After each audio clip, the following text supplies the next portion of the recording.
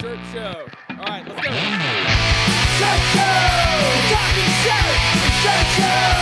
Talking shirt! Shirt show! Talking shirt! Shirt show! Shirt, man! All right! Episode 97 of Shirt Show. We're talking with David from Kids in the Attic Printing in Nevada. Let's go! Shirt show! Hey there, Sugar Plum. Hey, Boo Boo. Check. Hey, let's actually fucking check our shit because the last two episodes we fucked up. Yeah, so does my voice sound echoey or does it sound deep and manly? Oh, so fucking manly. Okay. You sound really good too. And you look even better. Oh, yeah. Because my mic is actually on this time. Well, that's nice. And so I think also we're recording. So we have our shit together.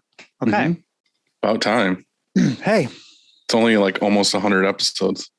So when I pulled in a minute ago, there was some dude in the parking lot eating McDonald's. And I got out of the car and then he looked at me and he goes, and so I go like this back and he threw you a fry.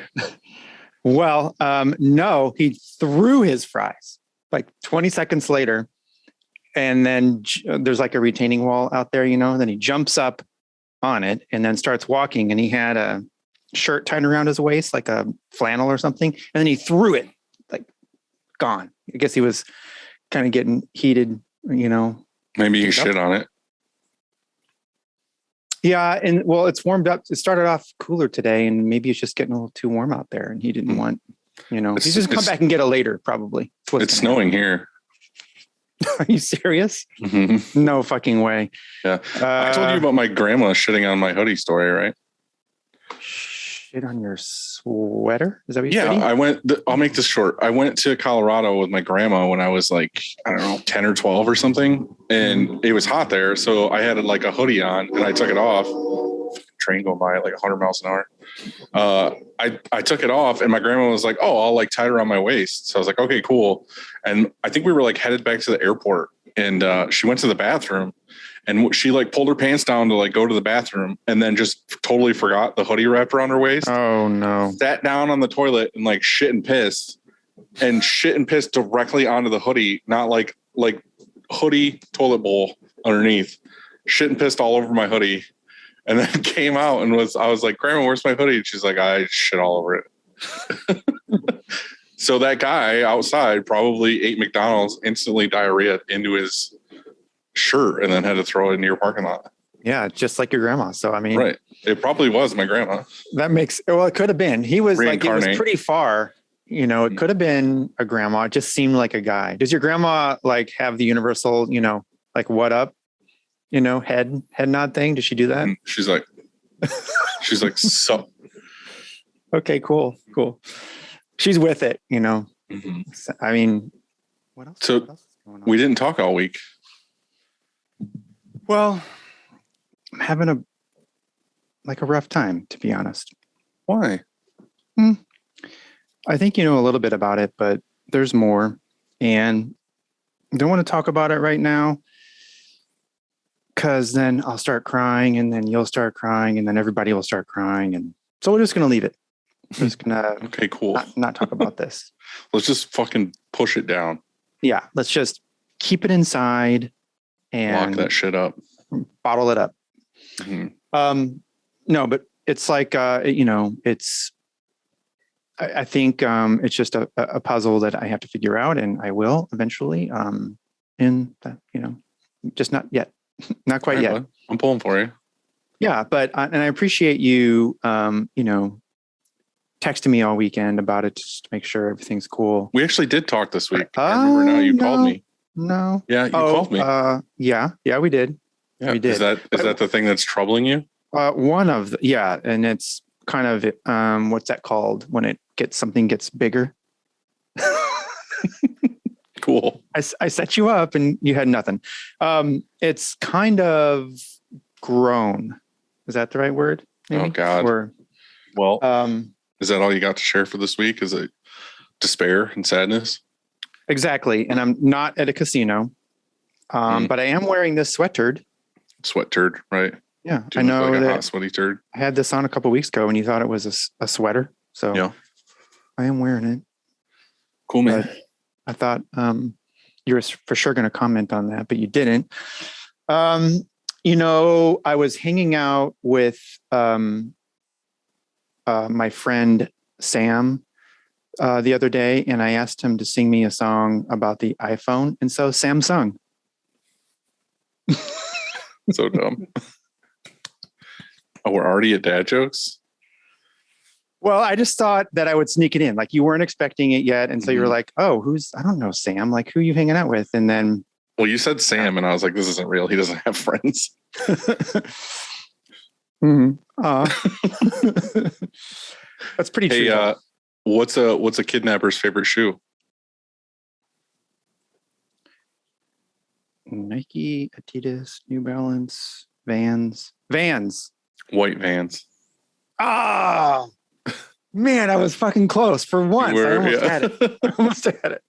You did. You're a halfsies. I was there. This is just a joke, but I thought it was funny and I wrote it down. Mm-hmm. One man's trash is another man's treasure. Beautiful saying, but a shitty way to find out you're adopted. Yeah, I don't really want to laugh at that because, feelings. Adopted people. Yeah, feelings. So tell me about your week. God. Well, Chris and Sarah were out of town because they were at Disney. So two of my key people were out of town. It was good. They both got everything prepared before they left, so there was no real big issues. I did have to count some stuff in, which was kind of brought me back a little bit. Haven't done that in a while. It made me appreciate how organized that position has to be. Shipping and receiving. Yeah. Because not only do they have to just count stuff in, but they have to know what distro stuff's coming from, the POs, if it's broken up between 4 different places, especially now with shortages and everything. Just keeping track of all that stuff is, a job for sure. So it is 100%. I mean, when your purchaser, when they order, do they mark where it's all coming from? And that's the thing is Chris does both of that. He orders and does shipping and receiving. So he's in charge of the whole thing. Got it. So that's what I mean. Seeing his notes on invoices of this is the PO, this is what warehouse these items are coming from and so on. And it's he was so organized with it for me to see his notes versus my old way of doing it before he did it was just basically fucking order a shitload at once and then figure it out later. I mean, I guess you could almost get away with it, pre-supply chain issues, with just ordering shit. It comes in, you have the right PO on there and you wait for it to come in. But now,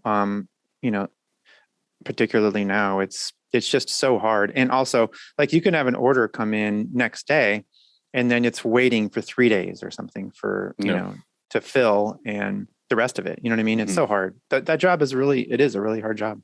Yeah. I've got Mike Ramirez from Kiwo coming in tomorrow. He'll be here for a couple days. He's going to go through the darkroom for me and kind of do what Emulsion Guru did for you and go through and just dial in my darkroom and test all my EOMs, figure out coding for all my meshes, burn times for all my meshes, just dial it all in. So I have recipes for code a 230 at this, burn it for this, and so on. So I'm excited for that to just get everything super dialed. So I'm excited for you. That's kind of cool. Yeah. I mean, it's a big time important. Well, actually, the best screen printers, what did Lon say? The best screen printers make the best screens. Is that right? I fully agree with that. So yeah, it starts there, man. Also, nothing wrong with the blue water at all. We had some water issues. Since we've got it, we've had issues with water supply. It seems the machine was always starving for water. And I was there's no way. We have, we tested it. I don't know. I filled a bucket with another hose and I was okay, we're doing 10 gallons a minute. The machine only takes 7. So I'm we should be totally fine. And then there was a separate line with a separate shutoff that went to the machine. and it just wasn't getting enough water for some reason.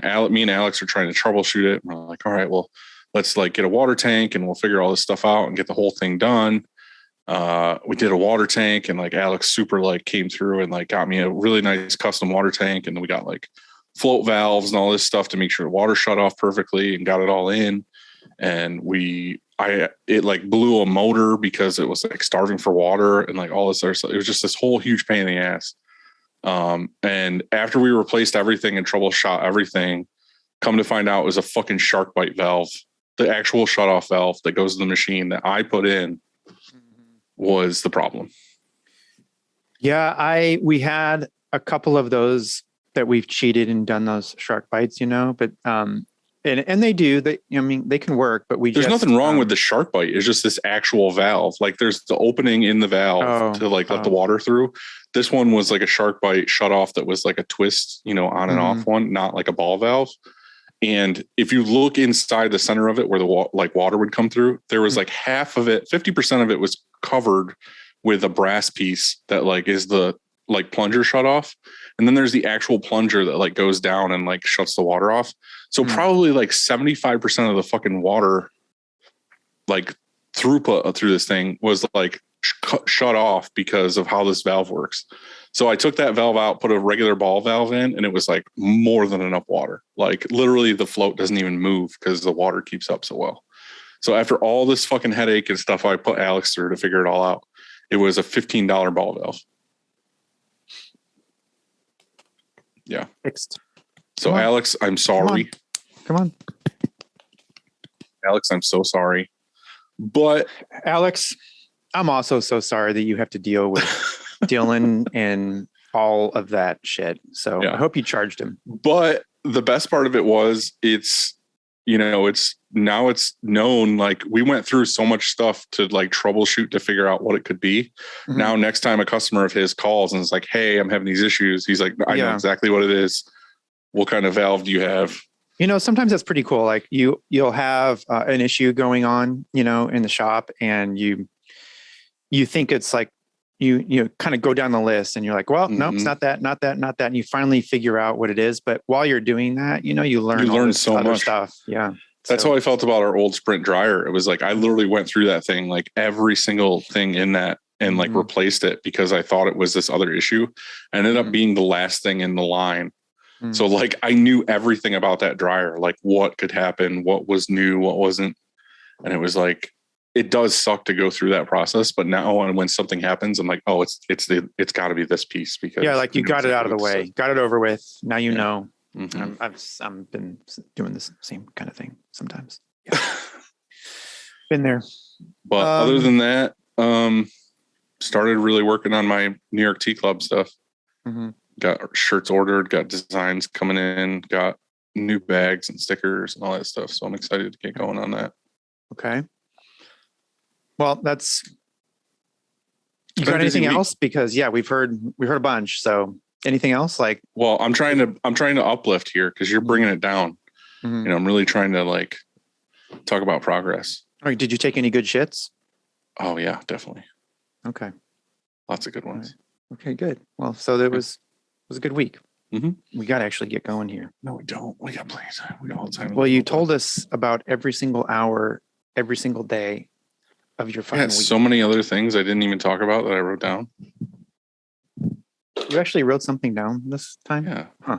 I can't remember shit. I got to write it down. Okay, cool. Prank. You acted like I wasn't going to be ready. Your response time is fucking sick. Like, dude, it's all this fucking health and mental work I'm doing on myself, trying to be prepared. It all starts with the screen, and whether it is new stretches or restretches, Frank and his team do it the best. To find out more, go to graphicscreenfashion.com, FFFFF. Rank.com. Or great, oops. Or son of a bitch. Greatfuckingscreens.com. Yeah, sorry about that. I almost stole your thunder.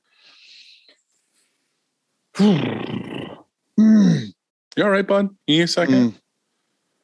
You need a virtual back rub? Oh, yeah. This would feel so good if you were there. All right. Well, Hey, Dylan, cleaning Hey, bud. screens is no fun, but EasyWay makes it funner. Their line of eco-friendly chemicals will help you clean your screens and your shop. Check Yes, them sir. out at easyway.com. EasyWay. It's the easiest way. Did it sound real, like my beatbox? Mhm. It was like there? straight Phil Collins a second ago. Thank you. Yeah. Mhm. You're hyping me up. I love you. We're done with that. Next, we have action. Who do we have? ASEAN. ASEAN Engineering. I like it. Well, they make all kinds of accessories that printers need. If you go to actionengineering.com and have a look, put something in your cart, go to checkout and use Shirt Show. And guess what? 15% off. Hell yeah. Hell yeah. Hell yeah. Mhm. Save that money. Save that paper. And spend it on McDonald's. No. Our next sponsor, McDonald's. I meant Taco Bell. Mhm. I didn't mean to. I take it back. Monarch Color makes ink that does what it's supposed to do. You know what we use it on? Everything. Pretty much. But Yeah, me too. I was talking about specifically, I was going to mention the color mixing system, Mhm. which I have some people that I guess they can't find it, but you should check out Multitech, man. Like they've got it, right? Call them. Multicraft? That's what I meant. Oh my God. You're gonna like, is it cool if I just like Mm-hmm. I'm in the background today and you talk to these guys? No different. I appreciate that. Yeah. Well, you're supposed to be hyping me up. That part right there stung a little. So listen, I forgot if I said, but I'm just gonna say it again.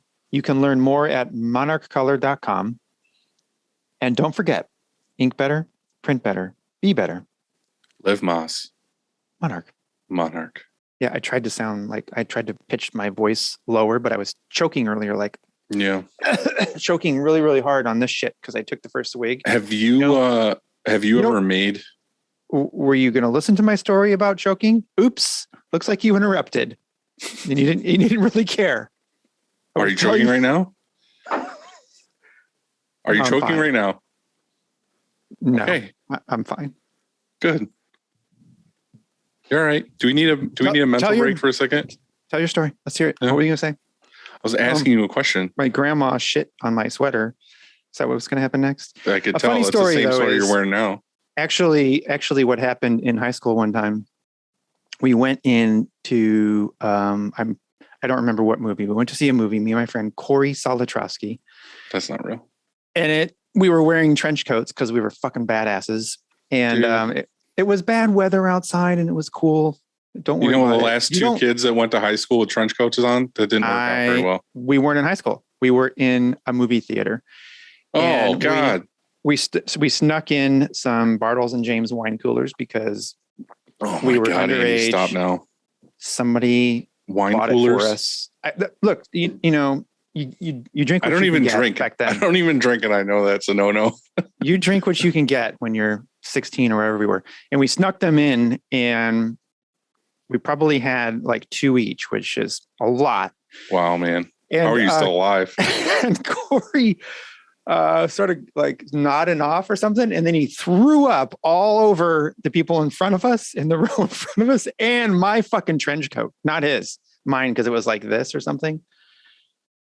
And I'll never forget it. Yeah, he ruined it. I couldn't wear it, and I didn't bring it home and wash it. I would never forget that wine cooler story either. Well, a lot of people are going to relate. You know why? Because, well, wine coolers are delicious. Okay. Or not.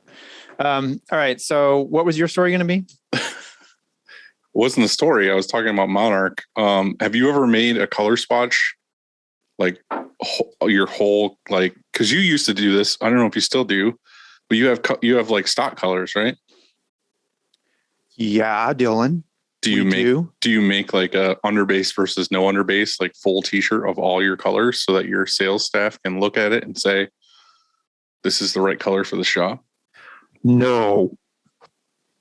Oh, okay. Did you hear that? Or did it break up? No. I did. It was very Lord-like right in my ears. No, it's a really good idea though, and very, I think, time consuming. It is very. Brian's working on it right now.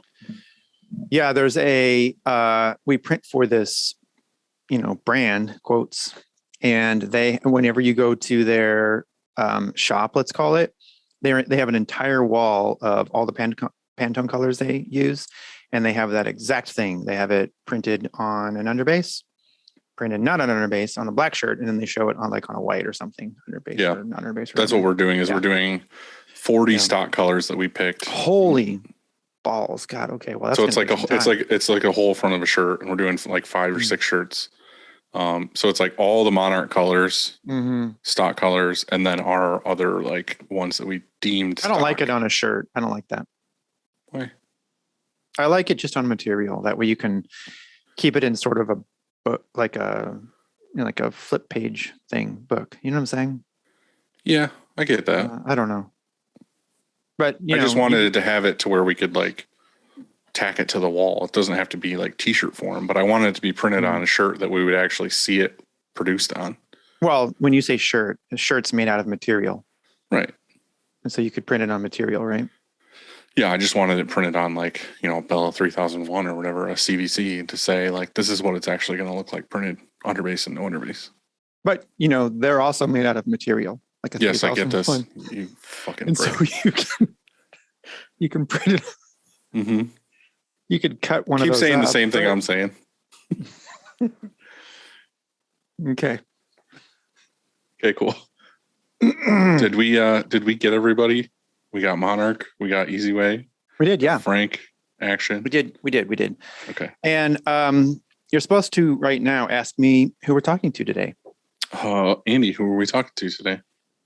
So today we are hanging with David Duran from the Rad 80s band Duran. You didn't know that part, did you? No. Yeah, he started a screen printing shop in Vegas. Him and his brother? Yeah, that's what I meant to say. It's not just one person. And also, and I Googled Duran because I was just curious if they were still, doing things. And they have a tour coming up if you want to catch them. So anybody out there, big Duran fans, you can. I don't want to catch anything they have. Okay, well, I'm just, this is what the shirt show is for. We tell you what's going on, out there. And sure.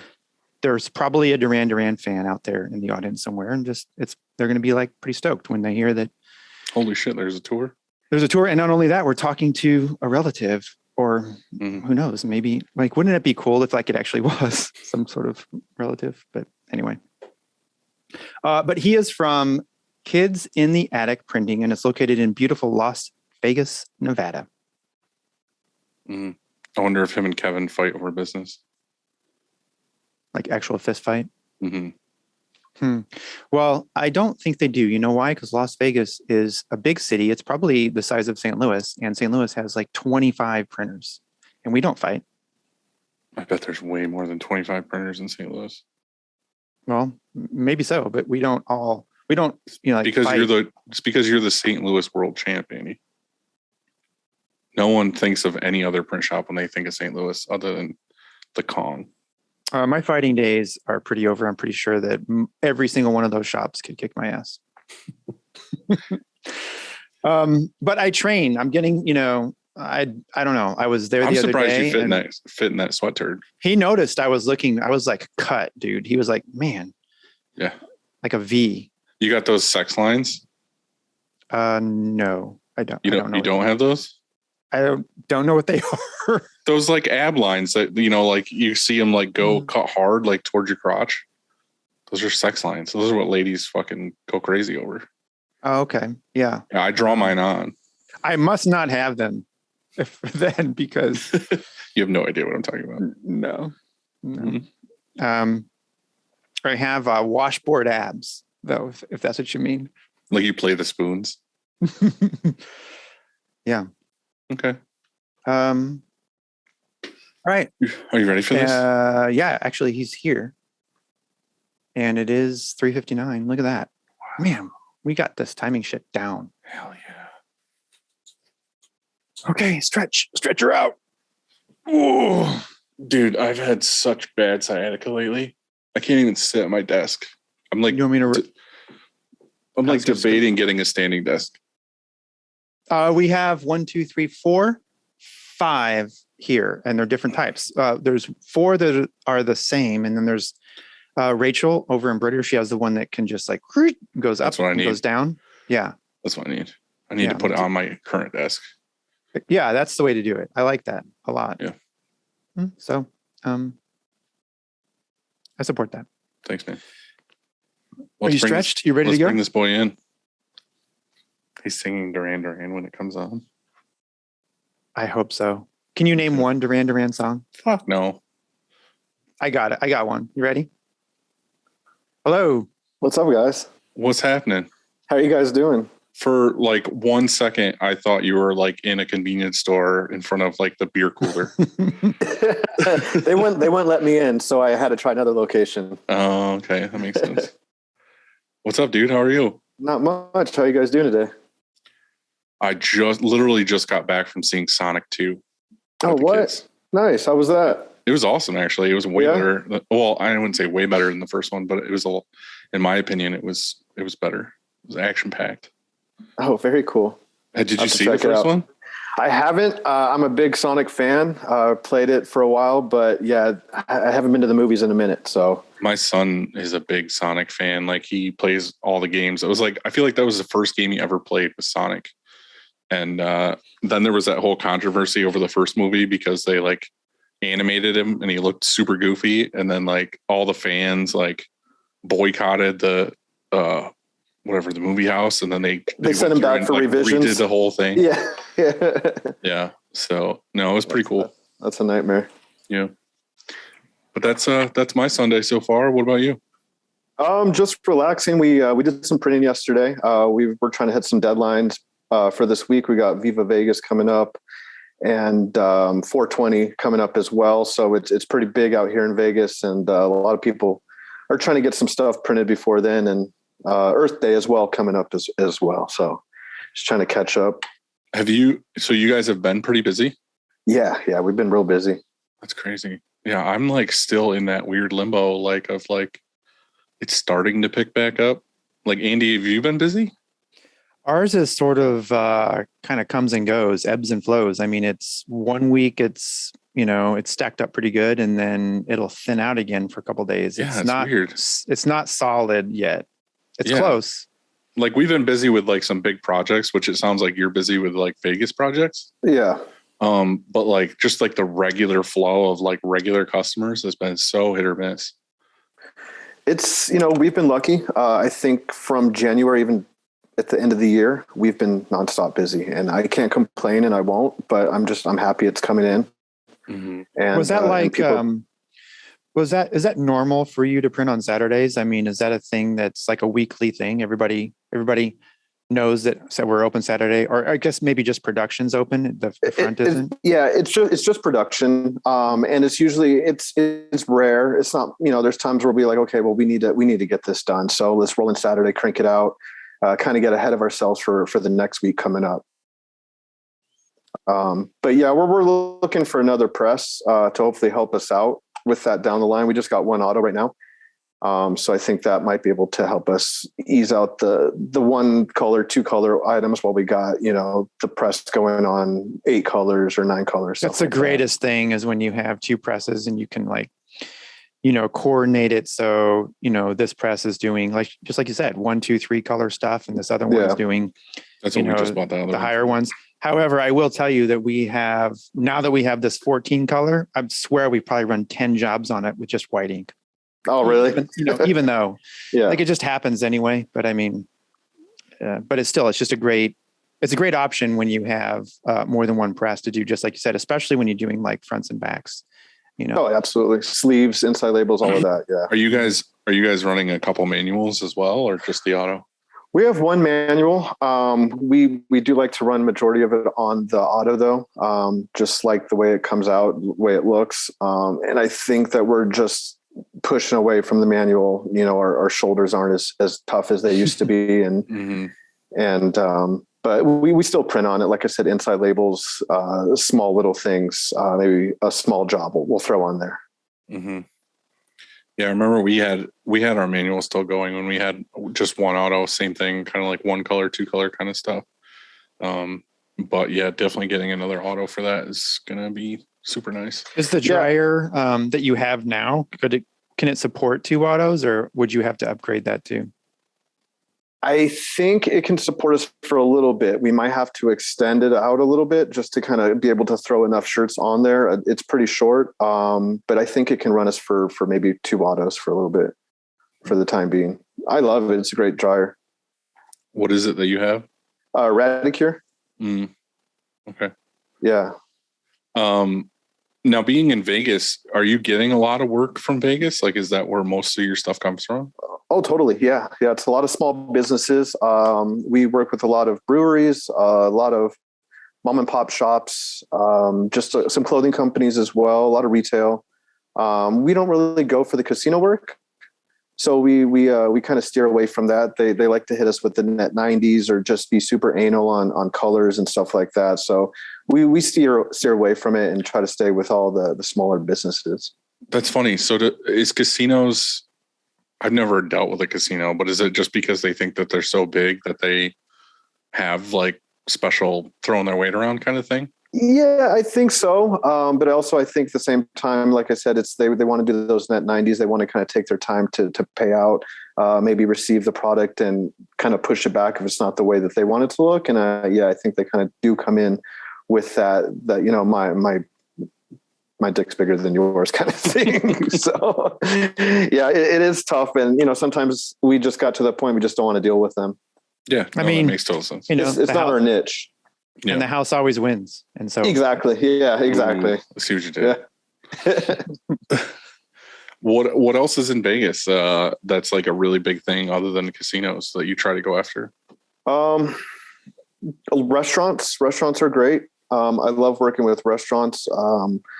And just to kind of, we do a lot of design work. So we're able to give them something that's awesome, that's cool, something that looks good, and change it up. Maybe they didn't have that certain look for their merch already. So we come in and say, hey, this might look good for you. Let's make something happen. And a lot of them go through it. We have a few vendors that are just great, that just love our designs, and we'll just pull the trigger on anything. When this episode is over, can you forward your top 10 customers to Dylan? Oh, yeah, absolutely. He'd appreciate that. I'd love to talk about. Well, funny thing you mentioned that, is I had a note for this, is like we go after breweries quite a bit, and like our business isn't local at all. So like we don't just go after local breweries. We go after anything and everything all over the place. Mm-hmm. Well, one of the breweries that we tried sending stuff to like try to get their business and never heard anything back at all was that Beer Zombies. And I saw that was your customer when I was like looking through your Instagram the other day. Yeah. So I'm glad we didn't get their business, but just drink my Beer Zombie beer real quick. And yeah, I just thought it was funny. Like, you know, you never know. Like we've talked about it on the show a bunch of times about how like you don't want to step on other printers' toes that you know, but it's also like if you can step in and do something better than who's doing it currently, or if they come to you, it's kind of like fair game at that point. Yes. Mm-hmm. But like I said, they never hit me up. So or like never responded at all. It was one of those ones where just ghosted, like no response at all. So obviously you're doing a good job for them, because they didn't even they didn't take the bait at all. Oh, that's good to hear. They've been hit up quite a bit, and they've been pretty loyal to us. They've been awesome, where they've been, you know, everyone wants to print for them. They got some awesome stuff, but at the same time, I think we were able to take our work where we were doing it manually. And he starts throwing in these 8-color jobs and these 9-color jobs, and we were doing it on the manual, and they were just coming out super sick. So I think he was able to help us grow as a business. Yeah. And be able to really work on the multicolor jobs. Yeah. No, that's awesome. We have a couple places locally actually that are bigger breweries that it's the same thing. Like we were their printer from like when they very first opened their doors. Yeah. So it's one of those things too, like you you know you're doing a good job for them, but you never know like who's going to swoop in and charm and be like, hey, I want to do this. So I fully understand where you're coming from. And yeah, it's printer's code. You know, you just don't step on toes, or you try to steal away, you know, some clients, especially if but if you think you can do better than them, by all means, you know, try to make it happen. I think we've been hit by a few local companies trying to take our clientele, and you know, it sucks, but at the same time, like they'll come back to us and say, hey, this guy fucked up. You know, he didn't come correct, or he didn't print it correctly, or he gave me the cheaper deal and I got the cheaper shirt, or the cheaper print, pretty much. I feel like there's a difference between local, like, I don't know what you should call it, like 50 miles, or like just like trying to throw a net out for a certain niche. You know what I mean? Like, so that's what we do, is we just think of a niche. We're like, okay, we're really strong in construction companies, or really strong in comic book stuff, or breweries or whatever. And then it's kind of like, all right, we have who we have, but like, who else can we get that's like them? Yeah. So that's where we're like, okay, let's make a list. Let's research them a little bit. Let's, you know, do what we can do to like kind of try to get their business. And that's why I said like the beer zombies thing was just like, all right, like let's hit up some good breweries we can find on Instagram. And then like they were one of the ones like on the list. So nice. Yeah. Well, I'm glad he stayed loyal to us. I'll give him a little discount on his next. Just kidding. I like holding a shirt. Yeah. We just print it. I think that's our goal as shops. I mean, you know, we print for certain clients, and there's like, let's just say your top 25 clients, and you know, you don't want to lose them to anyone. However, you know that there's somebody out there definitely that can do it for cheaper. Oh, there's always a hungry person trying to get what you've got. And you just hope that, anyway, the sort of how I think about it is you hope that you make it convenient and easy enough and a good experience enough for that customer. Totally. You know, that, I mean, I think that it's just a given the prints are going to look good, but beyond that, it just has to be like the entire experience. Just have it be easy. Oh, it's the customer service for sure. Cause we can all roughly print the same kind of, but it's like, it's the relationship for sure. Like if you do fuck something up for them, like how do you take care of it? Are you nitpicky, or are you just like, fuck it, don't worry, I got you, it's taken care of. Yeah. And then like, you know, like some of the people that I care about like that, it's always like, oh, free shipping, or like free delivery, or, you know, the white glove service of like, I'll do your job in a week versus like 15 business days. It's stuff like that you know, you're 80-20, like take care of those people kind of thing. Yeah, totally. That's big for me. I love the relationships. I think that's the way that we've been busy, is just pure relationships, being able to talk to the owners, whoever's putting in the orders, and just being able to let them know that we're here for them if they need help, design wise, and mock-up wise, anything like that. You know, I'll throw free deliveries out for locals if they need it, because sometimes they just can't come down to the shop. Yeah. So yeah, it works out for us. I think a solid relationship is going to take you real far in any kind of business. Let's talk a little bit about you said you guys were strong in design. That's something that like me and Andy have been talking about recently. How is it working for you? Do you just have a couple people on staff, or is it a freelance thing, or how are you doing it? A little bit of freelance thing, a little bit of myself. I design as well. Just right now I've been so busy, I haven't had a chance to, so I do have a little crew of designers that I like using.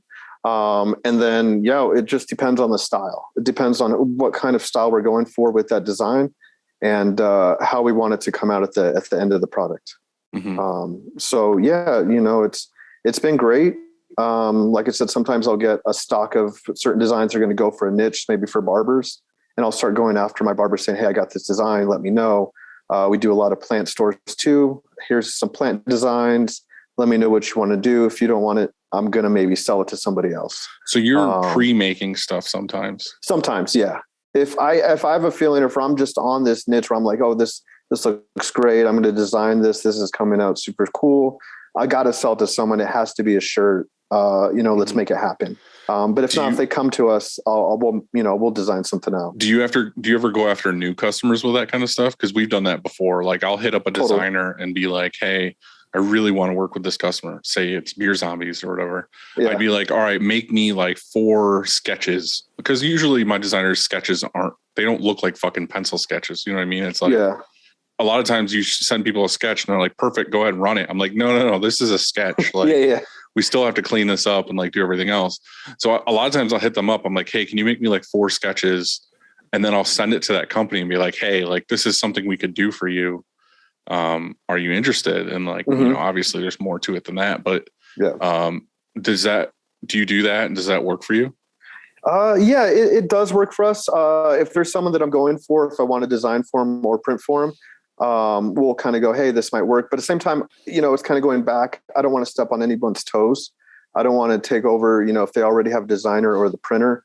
I don't want to be that guy where I'm just trying to, you know, just steal people from other print shops or other designers. But I will come with a few designs ready to go, mostly to existing clientele as well, because they're just ready for shirts. They just want to get something printed up and they just want to, you know, get some more money in their pocket. So I want to see what I can do to help out and make that happen. Mm-hmm. We've done it for a couple people. Like I said, if I don't know who's working with that company and it's just somebody that I would really like in my Dream 100 list or whatever, like if I don't know who's printing for them, to me, it's fair game. That's where I'm just like, okay, I'm going to, you know, make a couple sketches. I'm going to send them samples. I'm just going to, for me, it's that marketing budget of like, okay, I'm going to throw a couple bills to my designer to make some stuff. I'm going to put together a sample pack, everything, and send it to them. And if you don't hear back from them, you don't hear back from them. That's the game. Yeah. But like, I feel like when you go the extra mile with the effort of like making custom artwork and sending samples, you at least hear back. You know what I mean? It's like, totally. It's not like, oh, it's just another person sending us an email. It's like this company like went the extra mile to like try to be seen. So I feel like that always goes so much further. Now, do you have designers that you work with, or do you have a crew? Most of my designers are all freelance. So like, it's the same kind of thing you were saying. Like I have, 5 guys that I use most of the time and they all have different styles. Yes. Yeah. So I'm just, I get a customer in and I send them to whoever fits them best. And then, we go from there. So that's one of the things I like to be able to pick from a bunch of different designers to be like, we can produce really awesome art all the time. Yeah. You have some great designs. There's some prints you've posted. I'm just like, I want to print that. Even it just looks like fun. That's the best thing. Yeah. That's what I said. It's like, it's the best part about this industry for me. Well, it being in your own shop is just printing cool shit.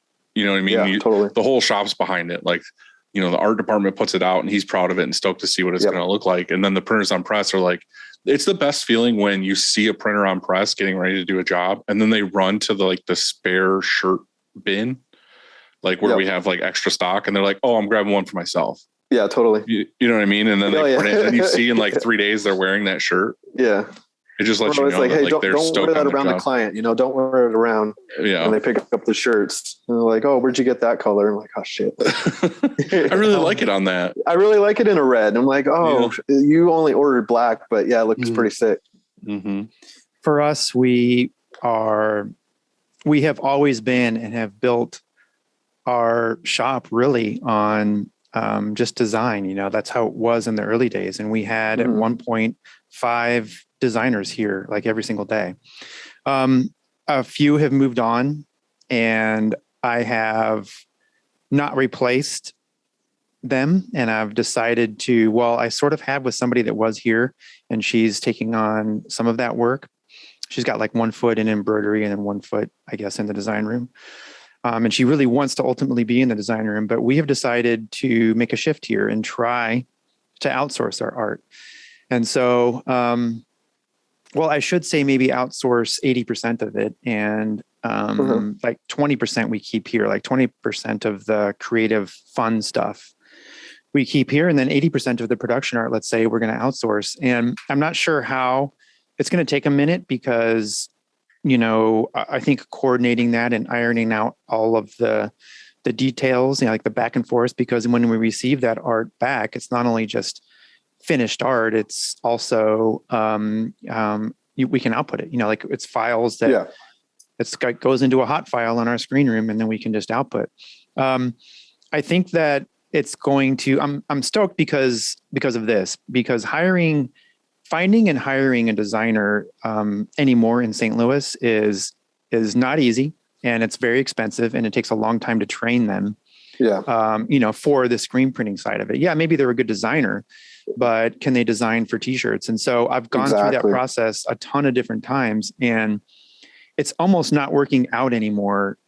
I guess like budget wise, and so I think I'm going to give it a shot. I'm going to see how it goes. Yeah. And if it goes well, then we're going to still keep, I think 2 to 3 designers here, because of customer service, basically for that 20% of fun stuff. And then also we want to be the ones that are communicating with the customer. So in other words, like we maybe outsource this art, but that artist where we're outsourcing it, they're not communicating back and forth with proofs. We're still doing that part of it. And being able to tweak it on press and things like that. So, I mean, it's not like we're not going to have anyone here. It's just that I'm not adding to the team anymore. I'm not going to have 5 designers, anymore. Yeah. I'm going to shift, see how it goes. Yeah. I think we're steering towards like having one designer. I've never had like just a straight up designer on staff. Like I've had people here that can do art, like me and Brian and Chris and whatever. We can like make stuff for a customer. Like if they come in and they're like, hey, I need this made, like I can do it. But the problem is I just never have time to do it anymore. Like you were saying, like I don't have time to sit down and be like, all right, I'm going to dedicate 4 hours to like this design today. It's just not in the cards anymore. So like if I could have someone on staff that would just do designs, I would probably send them, 75% of what we do. I could be like, hey, and I say 75% because 75% of the shit that we get asked for all the time is like basic stuff. Like I said, it's like Joe Plumber wants, his name and like a wrench or something. It's and that's 75%. Is that artist in-house? Or are they a work from home, like a remote? Are you talking about right now? Right now, I would use one of my freelancers. Like I have like tiers of whoever does stuff, but I have a guy right now who just does like all the basic stuff. And then we're sending him stuff like daily, like, multiple things. I'm just like, hey, so-and-so market wants this design, or can you just put this together? They have an idea, or they sent me something off of like, what is it called? Pinterest or whatever. They're like, oh, we like this. Can you make this?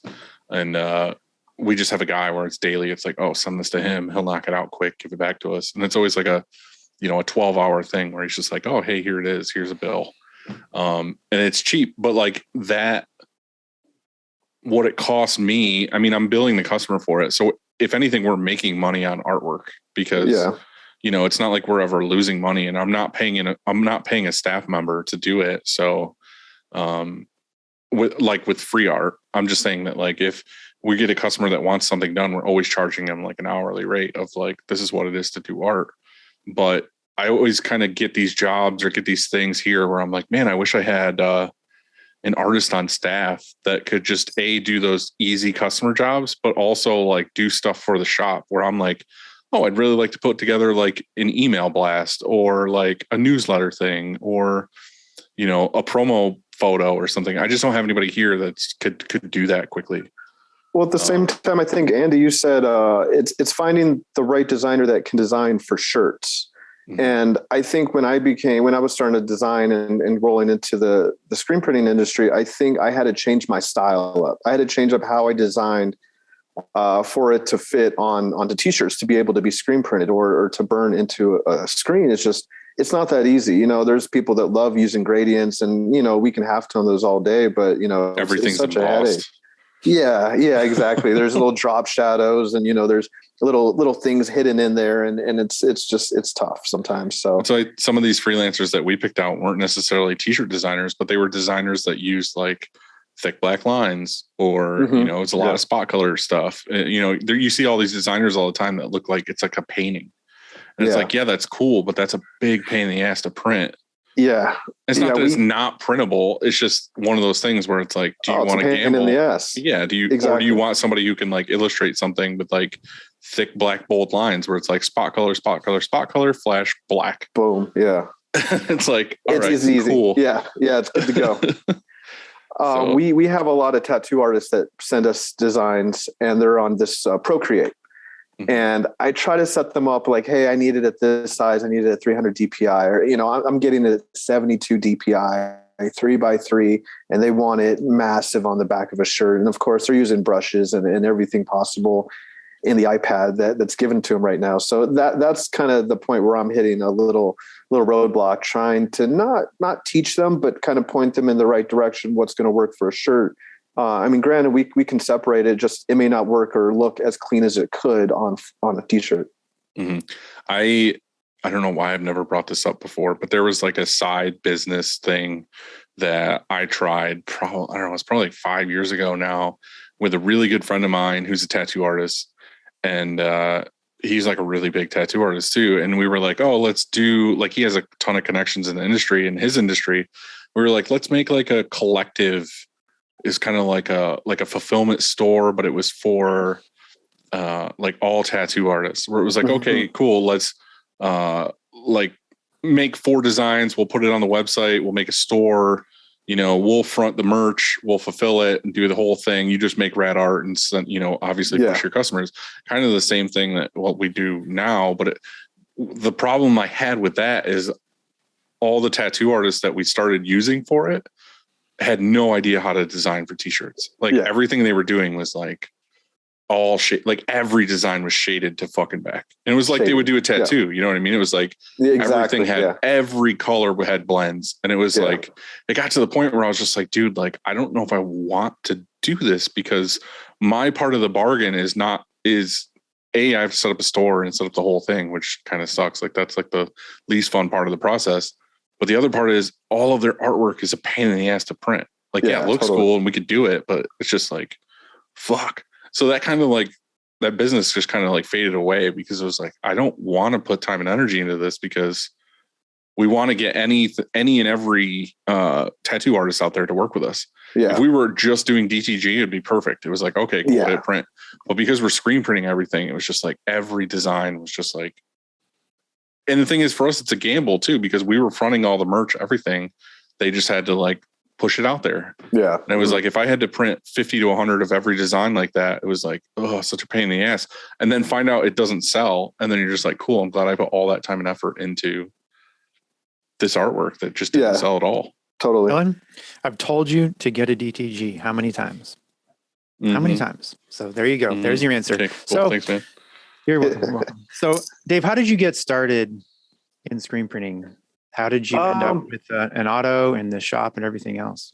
Yeah, so I just it was a few of my buddies. We went into the whole wheat paste game. I don't know if you guys have ever heard of Obey, Andre the Giant kind of guy, Shepard Fairey. So we did a lot of wheat pasting in Vegas when we were, I think, in 2002, 2003. And we started wanting to put up our own name, because why are we putting up Obey? That guy's all over the place. So we started doing our own. It went under the name Civilian.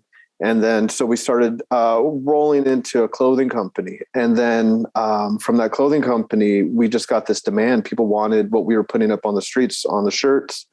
And I got a few other orders printed at other print shops. It just wasn't really digging it. And I think like everyone else, they just wanted to do it for themselves and they wanted to print. So got a little simple one color and just started teaching myself how to print manually. And it's cool. It worked out. I learned in my apartment. I learned in my garage. I think they all had their destination where they all learned. And then, I went to art school and kind of learned a little bit more to hone in my style and my graphics and what I could do. And the whole time I was going in there, I want to screen print. I want to design for my clothing company. I want to be able to be a designer that does this. And, I had teachers that were like, oh, you can't do that. You can't, put that out there on your own. Did you do screen printing in college? I did, but it wasn't a class. I was still just teaching myself on the side. Okay. And, just trying to learn it, learn the stroke, learn everything and get the basics down. And then I think it was after college, me and my buddy, we opened up pretty much Kids in the Attic, a design agency, where we were able to design. And it primarily was all for design. It started with designing only. But with, screen printing being part of it. And then with Kids in the Attic, we were also combining my clothing company in there. So we kind of had like a little brick and mortar, a little shop in the front where we were selling shirts. And then in the back, we were designing and printing. And I think we were doing manual printing till 2019. Just recently, we just got our auto. We got our auto right before COVID. And then as soon as we got our auto February 2020, and then we got shut down March 2020. So that was awesome. Yeah, that was real cool. But yeah, it worked out. We love it. We love the auto. We did a lot of, we had an 8-color. So we went from the 1-color manual to an 8-color 8-station Vastex, and just love printing on it. It was cool. We were able to do a lot of full color printing. And like I said, Beer Zombie, he was able to kind of push us in that direction to start doing those multicolor prints. If you had a few other clients that just love the full color printing. So we went into it, a lot of spot colors. And then, before we even got the auto, we had someone drop off a brown that was in pieces. They were just trying to get rid of it. And we set it up, and we're like, cool, we need an auto. Let's make it happen. So we set it up, and this thing was just a junk. It wasn't working. It had spider webs and all that. So I told the guy, I was like, come pick this up. This isn't working for us. Took it back apart. I guess he donated it to a church or something like that. And I feel bad that he even donated it to a church because it was not working at all. And then went online, tried to find something that I could get. And I got an Anatol, actually. Anatol. Yeah, I got that.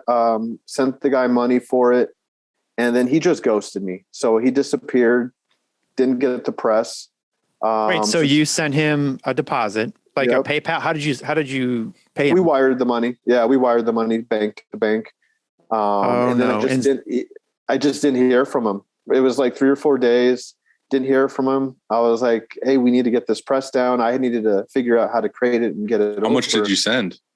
About $20K on it. Yeah. Did you get it back? Oh, I got it back. I went on Facebook. I found his mom. I got. Did he really have a press, or was it just the whole thing? He had a was press. Just like a scam? He had a press, and I think he was holding on to it. I think he wanted to keep it a little bit longer. So he eventually sent it back, and then I love that you found his mom, and like that's how you. That's how you. Don't ghost me, man. Don't ghost me when I just give you that much money. So yeah, went online, and I think it worked out for a reason because real quick, I have the reverse story. I have someone who tried to buy something from me, sent me money, and then they ghosted. Oh shit! That worked out. So I was just like I was literally selling something, and they sent me like $4,000 to like hold on to it, and then he just dropped off the face of the earth. I don't know if he died. I don't know what happened. I tried calling, I tried emailing, I tried hitting him up on Facebook, like everything, no response, no nothing to this. So you still have like to this day? I just obviously kept the money. Like I spent it. Like I have one.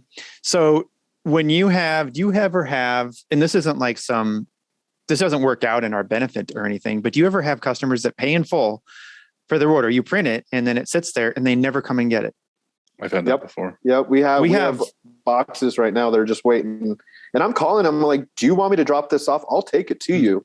Right. I mean, I'll ship it to you. Yeah. We have boxes. Yeah, please. Can I ship this to you? I want to get the fuck out of my shop. Yeah. Yeah.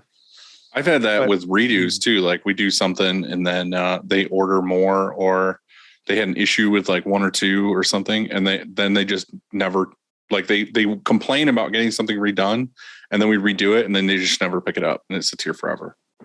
That sucks. Yeah. I've had that too. I also, I mean, I know we've all had this before, but it's just funny to look at. But like when people, like a school or something comes and pays in cash for like an order and it's all kid money. I had this dropped off on Friday. Stacks. Look at that. 5s, 1s. It's like $3,000 in 5s. And they're just like, hey, and they didn't even count it. They were like, hey, we don't know what's there. It should be all there. Let us know if there's extra. And I was like, okay.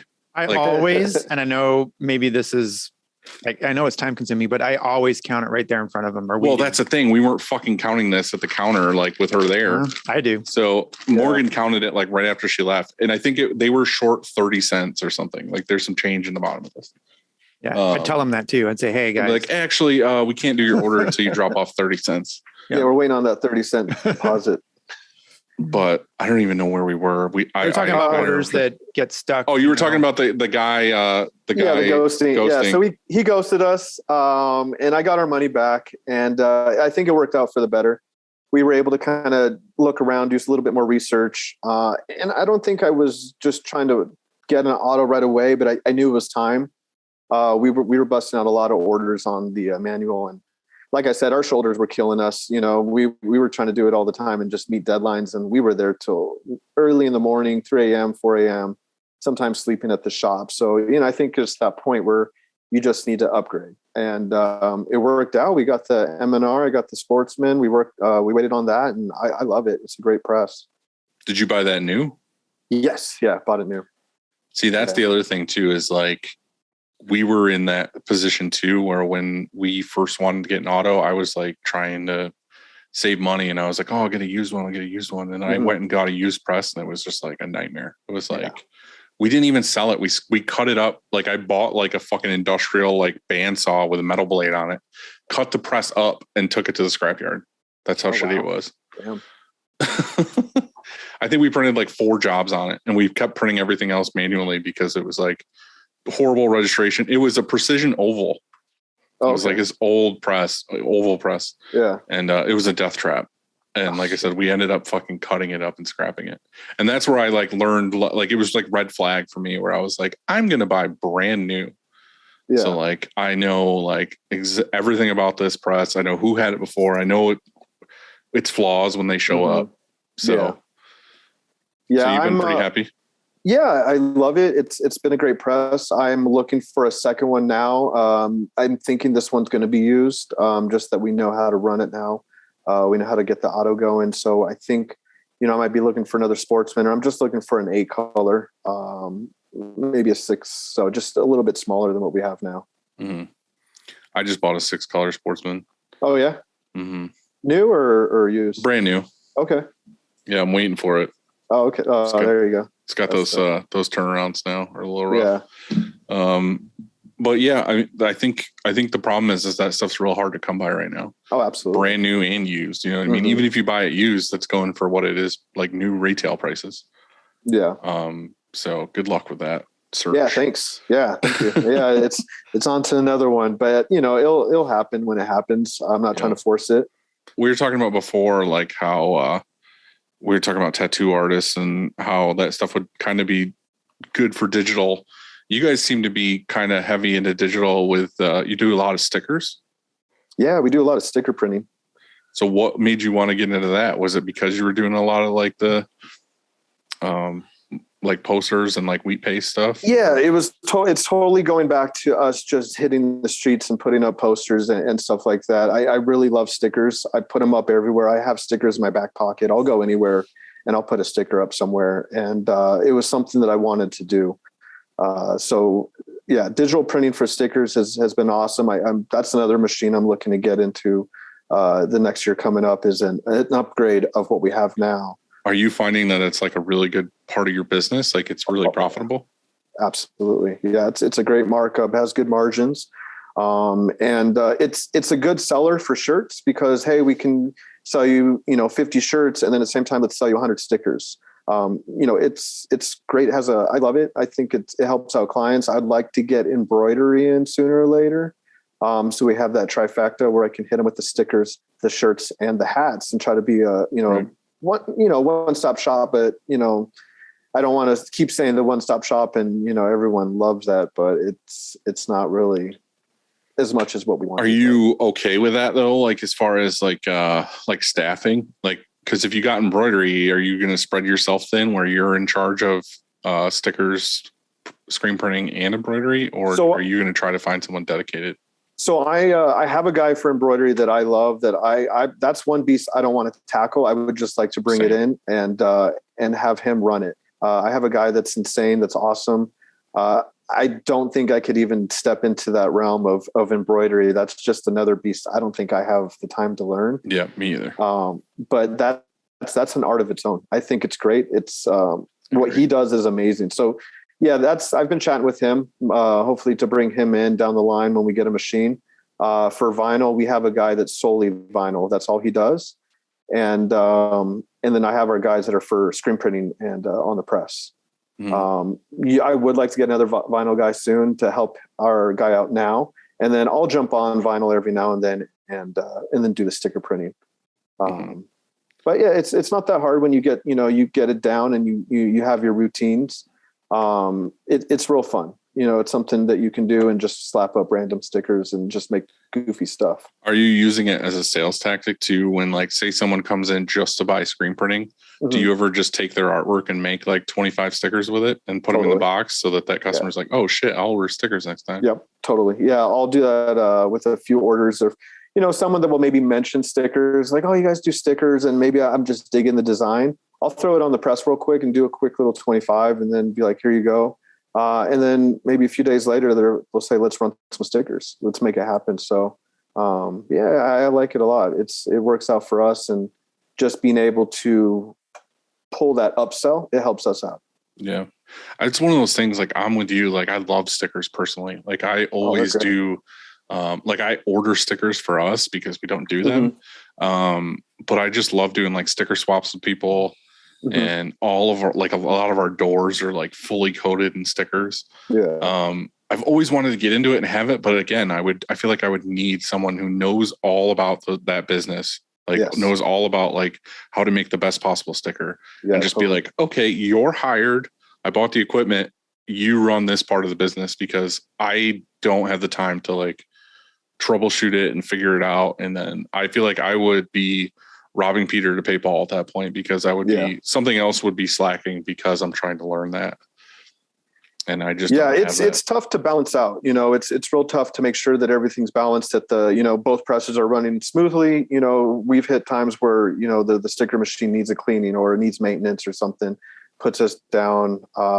There was a time where vinyl was obsolete. We couldn't get vinyl.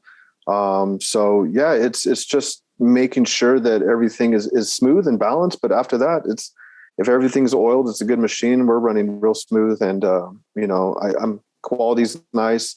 But it's like you said, just making sure that it's coming out clean and perfect, and you're not putting out a shitty sticker. And that's one thing we try not to do. We want our quality to match all around, from stickers to shirts to even, like I said, to hats when we get into that. Right. And that goes into my next question, is like the digital aspect of like being able to just take whatever the artwork is, make it into a sticker, getting that same customer that wants that into a shirt. How do you feel about the digital part of like apparel printing? Do you like the hybrid idea? Do you like just a DTG? Have you ever wanted to get into any of that? So, I mean, if you follow us on Instagram, we're kind of anti-DTG. We love our full color printing that we're able to do. So we try to... In your face, Dylan. I'm not against, obviously do that as well. I'm just saying that like, I like the idea of the tool to where I can do that as well. Like there's a lot of stuff and you're going to know this too. There's a lot of stuff that like we can get and we're like, yeah, we could totally print this as like a 14 color sim process, like all this stuff. But at the end of the day, when you're trying to do production and you're busy as fuck, you look at it too, as like, I could print this and I could sacrifice a little bit here and there to make it a good screen print, or I could do a hybrid print and make it flawless exactly the way it's supposed to be done and what the vision of the customer has. So that's where I look at it, is like, I like the idea of having that tool to be like, yeah, I can do this flawlessly. Yeah. I like the hybrid printing. The digital squeegee has been pretty cool. What they've been putting out there, I don't know about the DTG though. That's just something. I don't want to do DTG. Like that's like the bottom of the list for me, of just being like, the whole pre-treat and like putting it on a DTG and like the square and the for me, it's the washability and like the quality. Like that to me is the top of the list of concerns, is quality. So that's where I feel like doing hybrid is perfect, because you're getting that good base screen printed. And then just like the thin layer of colors on top is digital. So that's where I'm like, I'm on board with this. As long as I know it's like tried and true and it works. And I know that now because there's a ton of people that have them and they're buying another one and it's been working. Like it's been out there for a while. That's where I'm like, okay, cool. I'm ready. I'm just not a fan of receiving a shirt from an artist that I'm digging and it comes in as DTG. Either it smells and, I'm really hoping that it was screen printed and it comes in DTG. I'm like, come on, man, that was like a one color. And it just, it's 1-2 color and just doesn't really come out as clean, or, like you said, you can only wear it once and call it a day. And usually it's on a shitty Gildan shirt. So yeah. Yeah. That was someone was in here. A customer was in here the other day in my office or something, and they were talking about shirts and, having all these multiple options for everything. I was like, a lot of these companies that you're kind of like seeing where you're getting this idea of, I need to have like a million options for this one shirt, are people that are doing it digitally. Cause I went to I don't remember what I typed in, cause X-Files is my favorite show. I just typed in like X-Files t-shirt in Google, and like these cool designs come up. I'm like, all right, cool. Let's click on this and see what it is. And you go to the drop down of like what shirt sizes are available. And it's like 30 different color options. And then it's like youth, extra small, all the way up to like 4X in all these options. I was like, there's no fucking way they have stock of this. It's just, you pick these options and then they'll order that shirt and digitally print it and send it to you. And I'm like, I don't want to buy this. Like, I have no desire to buy this. But the problem is these customers that come to us that want to get something screen printed are just like, oh, this seems to be how it's done. Like, can you do this for me? Nope. I'm just like, yeah. And I just told her, I was like, you just need to, like, back from band days, it was like, you just need to make a commitment and be like, okay, I'm going to do small through 3X of a black tee with this print on it. Like, you don't need 30 options of the same shirt on your table. You just need to be like, you need to take the guessing out of it for the customer, because the more variables and the more everything you're going to have, the longer they stand at the table and they're like, I don't know what to pick. Yeah. It's like, if you're just like, if you like this design, it's on black and it's right here. Like, pick your size. Hey, I have a question for you. Before I get to the question, how Shirt Show, we bring you the news that's going on in the world. No. I'm not sure if you heard this, but Logan Paul he bought a Pikachu card for $6 million. And then he laminated and wore it on his wrestling match as like jewelry. And I bring this up because you use Pokemon cards when you scrape ink. Yeah. And are any of them worth millions of dollars? I sure hope not. No, they're just throwaway cards that we have. One of our press operator, he loves collecting Pokemon cards, and he'll have a stack of cards that, he just wants to throw away. So instead of throwing them away, we'll recycle, go green kind of style. We've done baseball cards and football cards, and I accidentally messed up one time and used a rookie card that was $100, and used that to scrape some ink, and that was shitty. That was a bad day. I get that you're just using them because they're there, but why? Is it you're just like, oh, I would love to use a baseball card to scrape ink? Well, it's the time too. Is like we get those little scrape cards, those little brown ones that bend. So we'll get those, and sometimes we'll just run out. So we'll just bring a bunch of other, old business cards or anything, and just recycle them. And then just use them as scrapers. And sometimes those cards are perfect. Like they just got a nice little bend. And I don't know if this is a shop hack right off the bat, but baseball cards. Baseball cards, any Pokemon cards, any business cards you got laying around your shop. We use business cards for ink, for scraping ink, but we are ordering like 5,000 at a time, specifically for scraping ink. Like they just literally have Upstate logos on both sides, and we just get coded business cards. It's so cheap. I don't even know what the cost is, but it's like under $100 or something. And I just get like 5,000. I was thinking of doing that as well. I was thinking just getting some business cards. I didn't know what was cheaper to get, the already business cards or the ones that you can get like on Rynet or something. I think you stick with Pokemon cards because I think it's genius. Like that is perfect marketing. You put that out there and people are like, what the fuck is he doing? Like with this Pokemon card. And you just order a bunch, or even if you don't have actual Pokemon cards, you could order Pokemon business cards. Like that's your print on there. You just keep with it. I like it a lot. Monopoly money.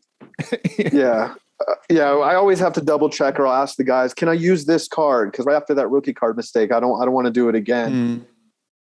Yeah, that was a bad day. Yeah, I don't know. I feel like for people who collect Pokemon and collect baseball cards, it's a slap in the face of like, fuck this guy. Or it's the actual guy on the card. He sees your Instagram or whatever. He's like, oh, cool. I see how fucking good I am. They're just fucking scraping ink and throwing me in the garbage. Right. Fuck me, right? Yeah, that one, I don't know if it's a flex or anything as well, but it's something we like doing. We get a lot of eyes. We get a lot of people that hit us up on the stories.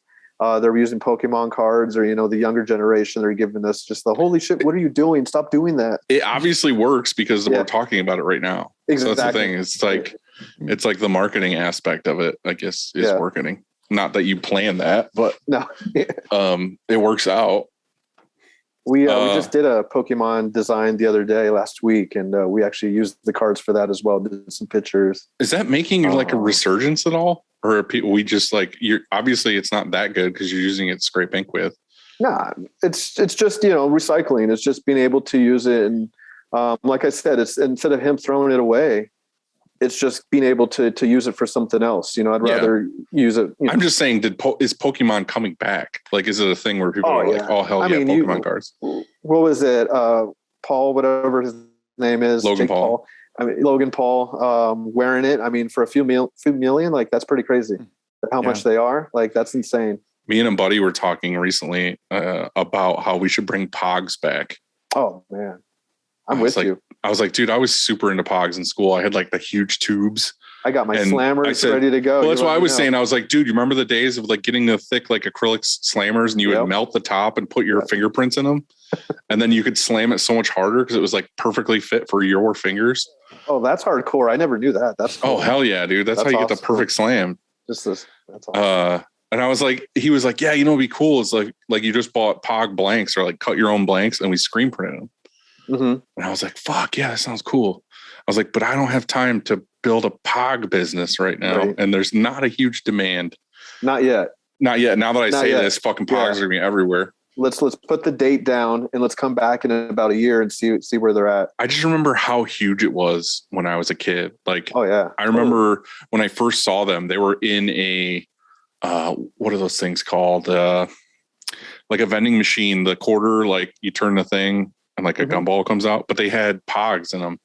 And I remember we would always go to the grocery store and my mom would let us get Pogs. And then I remember it was like a thing at the store where you could buy Pogs. And then it was like, you could buy a Pog arena and then you could buy like the tubes. And it was like this whole huge thing where we had like binders with Pogs in them. Yes. Yeah. And then it like fell off the face of the earth. I feel like now, like looking at my kids and like seeing what they're into now, they're like trading those fidgets, like the not fidget spinners, but like the pop it things where it's got like all the little bubbles on it. You know what I'm talking about? Mm-hmm. I knew fidget was around for a little bit too, and then those just kind of died out. There was fidget spinners for a while. Yeah, the little spinners the kids were just playing around. Yeah. But now they're these like molded pop things where it's got like bubble pops in them, and you just pop one side, flip it over, and pop the other side. It's all like fidgets. Like I did a fidget spinner video where I put it. This was years and years ago. Yeah, I put it on the press, spun it, and then I had a GoPro and we like hoisted it to the ceiling or something and came up. Yeah, and the press was spinning too. Press was spinning too. Yeah. I remember back when you used to make cool videos. Yeah, those days are long gone. Yeah, that's tough. I have a question about screen staging because we're going through this right now, sort of at the end of last week. So say you make all your screens for the day, and usually you do that maybe the late afternoon, so the day before.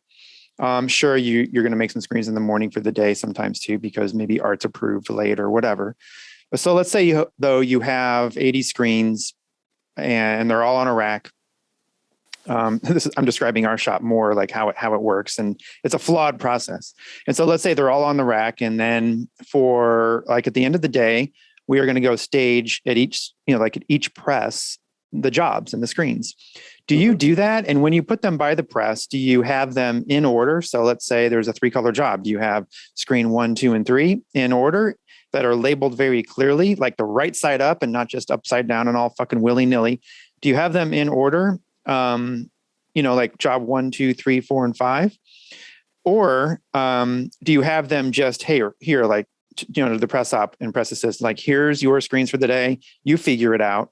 Or do you even go that far? Or is it just like they're on a shelf and they have to come find them? Like, how do you guys stage screens, for the next day?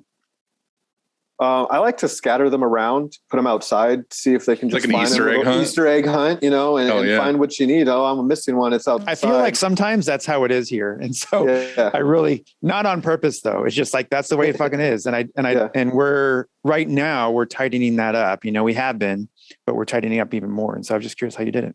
So at our shop, we have it by our dryers. I'll put it right by the dryer and I'll stage them, and it'll be in rows of by each design and by how many colors it is. And sometimes if there's too many, I'll put them right next to each other, stack them, and then maybe put maybe over by 5 inches another stack, which is the same company.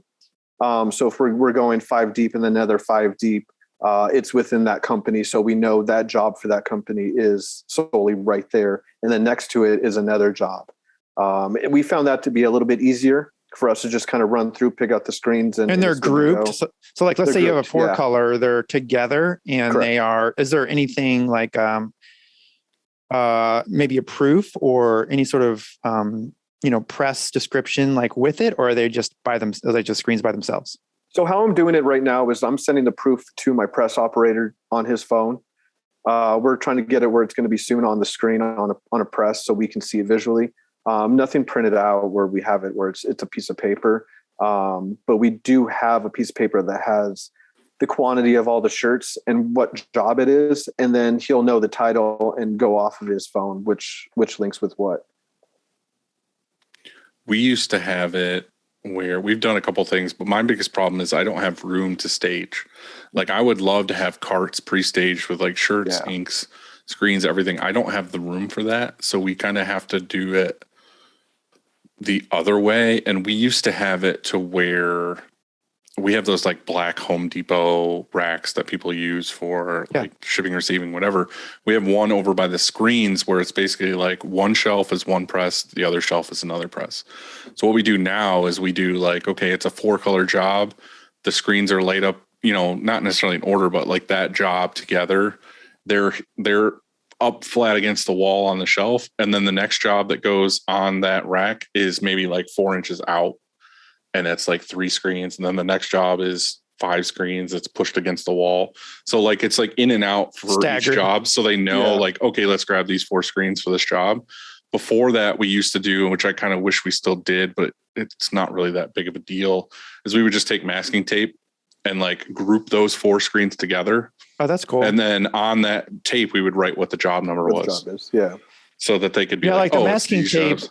It didn't actually hold them together; it would tear, right? But you just put it over all. It's just like a loose piece of masking tape to say, this is this job. So they don't have to, because like I said, right now we could stack them in and out per job. That's fine. But if they're looking for a specific job, they have to like flip through them to be like, oh, what job is this? But if you put masking tape on the outside of just like, this is beer, whatever job, they know, okay, oh, this is this 4 screens and then pull them off the shelf.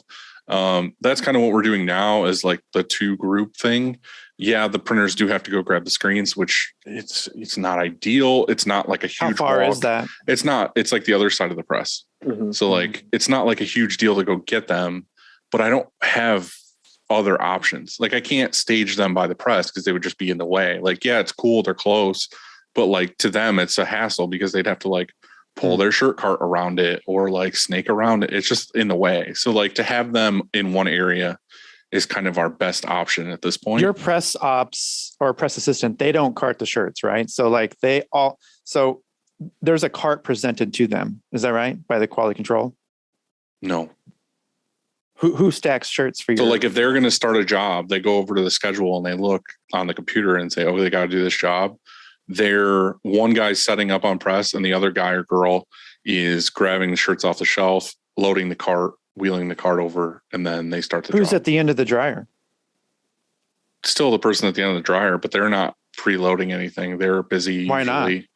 Well, usually they're busy with, I have one person at the end of the dryer. So that like one press is usually running while the other one's setting up or something. Like usually they're not both done at the same time. So so there's just one person and there's 2 There's presses? one person at the end of the dryer. Yeah. And yeah. she's working both stacks at the same time. Okay. So as I said, usually what I would like to have, and I'd like to do it this year when things pick up, is hire somebody just to do that stuff. Like get carts ready for both presses, do help with tear down and setup. and that's all they're doing all day is running around and getting things for people. Yeah. We've talked about that for a while. We kind of had that last year for a couple months, and then we had someone leave, and that person that was doing that filled that position, another position. So we kind of lost that role, but it was great when we had it. It was like so much faster to set up and tear down and get everything ready.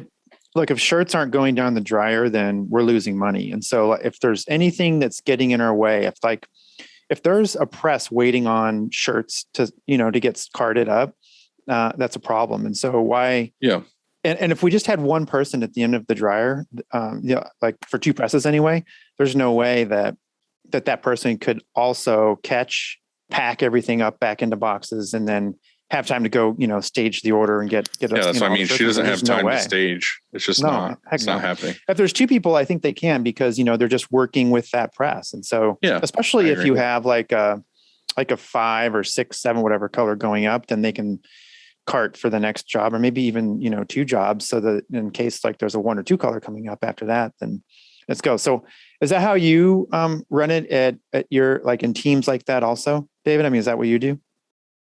Our team's pretty small, so we all kind of do a little bit of everything, but ideally that is the direction that we are trying to go, where everything is staged. We have it set up. We do have one guy that's doing something specifically for the press operator, and they're set up and good to go. So they're not losing out. They're not losing out on time. Everything just is a smooth transition into the next job. So sometimes we can just keep flipping jobs right after one after another. My problem is that I look at it from a sense of I already have like a really solid team to get shit done when it's busy.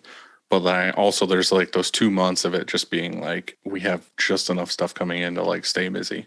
Yeah. So like to have like that extra person, another extra person to just be that person to help quickly set up and stuff. I feel like we're already too fast for certain things. Mm-hmm. I know it's kind of weird to say, but you know what I mean? Like we're built for the summer when it's busy to like, I feel that stuff. I mean, but then when it's slow, it's like just another person to be like, oh, cool. Like I'm paying them to twiddle their thumbs for 2 months. Yeah. And for me, it's like around. So right, what? That's it's just like, it's okay. so painful. 2 months, you're talking about 10 months though, where I think it would make everything. I know. Smoother, I'm just saying especially, like I think that spot, that spot's the like entry level. That's where you start.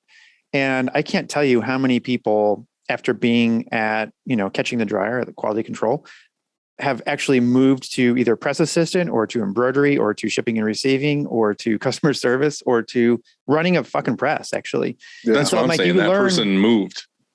Yeah. So, I mean, that's what I love is that they, you find somebody, they come in and they prove themselves at the dryer, because that's a hard spot, Yeah.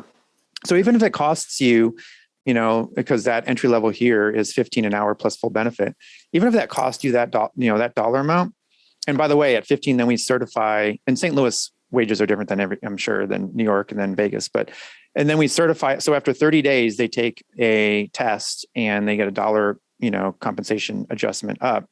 And that's like an incentive to learn the whole job within a month.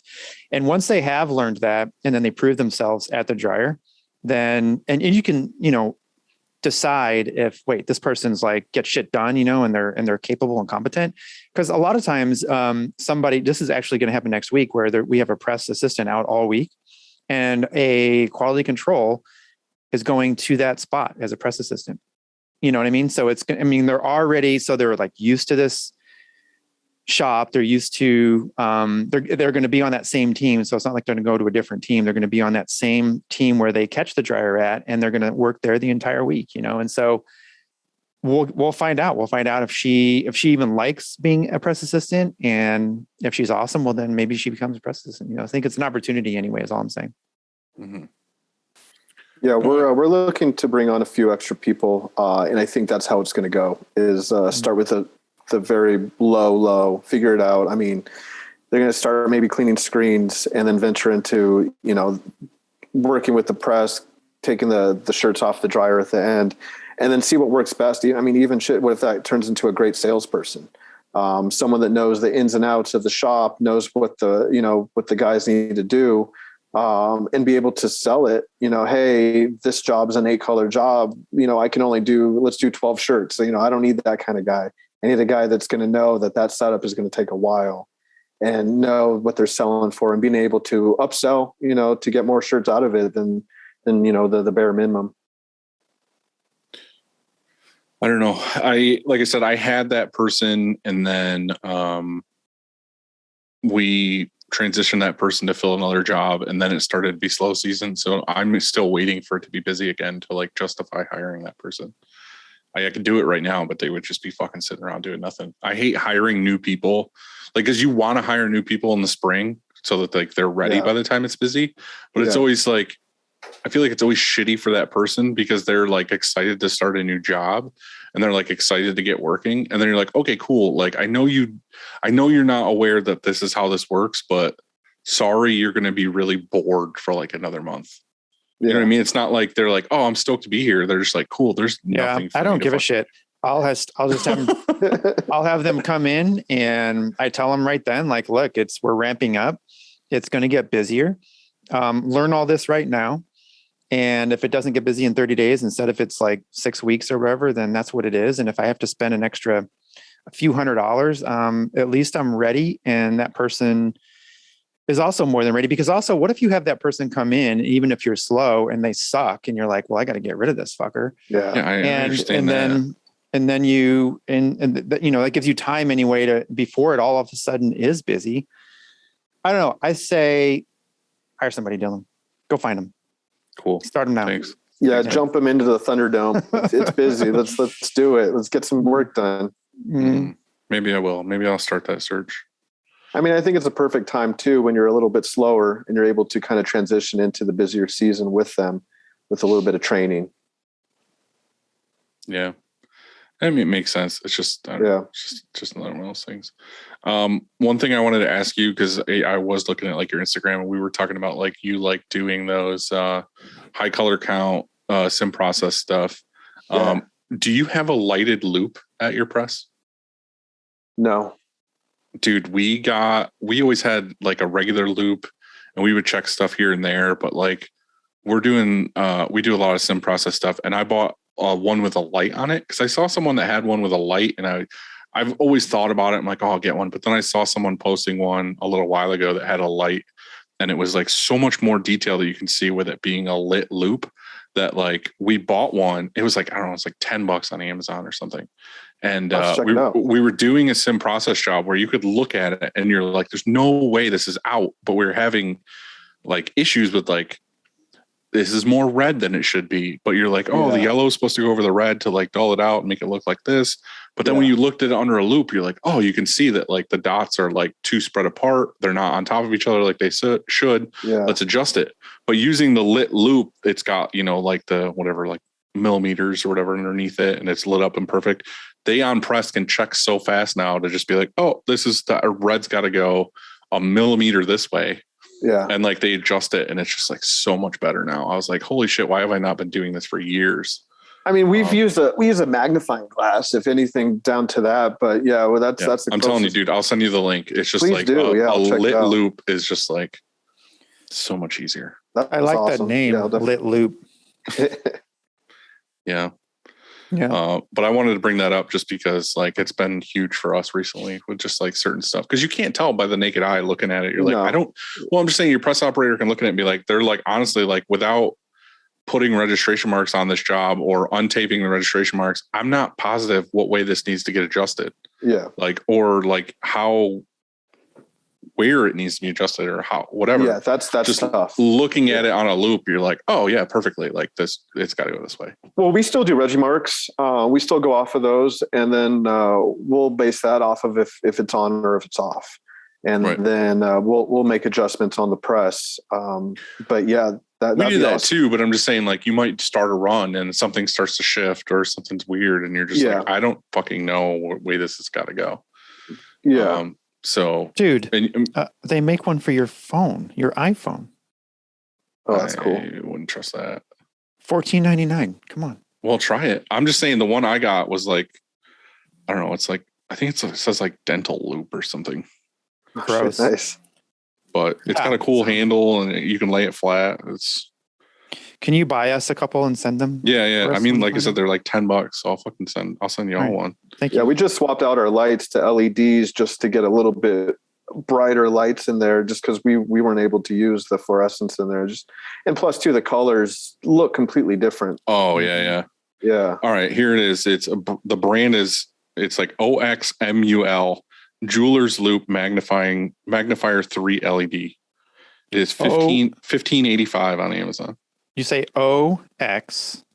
OXMUL Jeweler's Loop. Got it. It's awesome. The Purchase. ox mule. Okay. Yeah. Oh, the old ox mule. The good old ox mule. I found it. Anyway, Thank you. I made a note where I wanted to say that to you guys because I thought it was pretty sweet. Yeah, I'll have to check that out. Let me write this down real quick. Ox mule. The old ox mule. The old ox It takes mule. 2 AA batteries, but it's That's not going to work for us. Mm. Can't use them batteries up. Yeah. You can rechargeables. Yeah, Little USB ports. that's true. You guys send your taxes off yet? I don't even know. I don't do any of that at all. Yeah, I got my you CPA. don't send taxes. You don't do that. I don't pay No? tax. You guys have to pay taxes? I What love is it. this? I wish we didn't have to. Yeah, we just I haven't paid taxes today. in 12 years. Well, now everyone's gonna know. So yeah, like I just sent off ours because our estimated last year were we owed, and then at the same time, I had to send off our first quarter estimates. Double whammy. I hate that first one. Zynga. I go to my accountant's office and I say, treat me like a 2-year-old. I don't want to know anything about any of this. I will just pay you weekly to handle everything. And she's embezzling like I millions. don't give a shit. I'm profitable. I'm happy. I never have to touch it. I don't Just care. driving in a brand new car every time you see her. Brand new computer. Hey guys, hey, I don't give a fuck. It's Probably fine. doesn't. She's like, you're like, why are my taxes free? She's like, oh, you're good. You're good. You're good. Fresh You're good. Tesla. We're on a retainer. I don't care at all. Anything else before we get to Dylan? Did you get a bunch of questions? I can look, but I have some other things I want to ask this man. Well, let's go. Yeah, shoot it over. One thing I've personally been working on over the last couple of weeks is website edits. Okay. Do you guys, either of you, care about your website or like update it often or put a lot of time and effort into it? Yes, I care about our website. What's that kind of question? Well, I was looking at yours and I was pretty sure you didn't. Are you talking about mine? No, No, Andy's. he was roasting me for sure. Well, I mean, you go to No, I'm not trying to roast you, Andy. I'm not at all. But like, I went to your website recently because I was Mhm. like redoing mine and I wanted to see what yours look like. There's some pretty old photos on there, like manually cleaning screens and like your inks and stuff. Like you have kind of like a video that plays of like shit happening. no. you got to show how it starts. You know? Well, yeah, I think that if it's not broken, don't fix it. So we get, It's true. I can't even count It's how not many every day. broken. I'm just trying to update it. Well, I'm not. So, Okay, but- that's fine. Yeah, that Let's- answers my question. Let's Do you ask, guys use your website a lot? Do you guys get a lot of business from your websites? I get a lot of like almost all of our stuff comes through the website unless it's like a referral. Okay. Like if you, I think on most things when I say like if you want to work with us, like go to upstatemerch.com and then they go to the contact page, or if they just want to get a hold of us, or they go to the get a quote page where they like fill it out and they send it to us.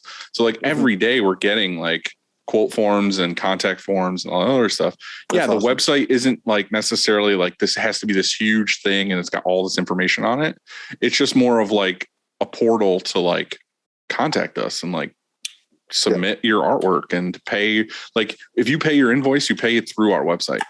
Oh, that's cool. Mhm. So like all of that, like people, every customer is going to our website and like our work page and like just stuff that you would want to like say to a new customer, like, hey, you can check out our work. Like, yeah, you could go to be like, send my Instagram, But like, I feel like to some big clients, you don't want to be like, hey, check out our Instagram to see like what we're doing. It's kind of like go to our website and like see what we do. Yeah. So recently, like every year, I kind of get a bug up my butt in the spring, and I'm like, oh yeah, I want to like update website photos or just like our work page or FAQs or terms and conditions, all that stuff. So I wanted to bring it up because I'm working on it right now, and like I didn't know how you guys felt about your website, if it was a strong thing. I don't do walk-ins in local business, so all of my business is on the internet. So I feel like where I'm seen on the internet, I want to make sure it's as good as it can get. Makes sense.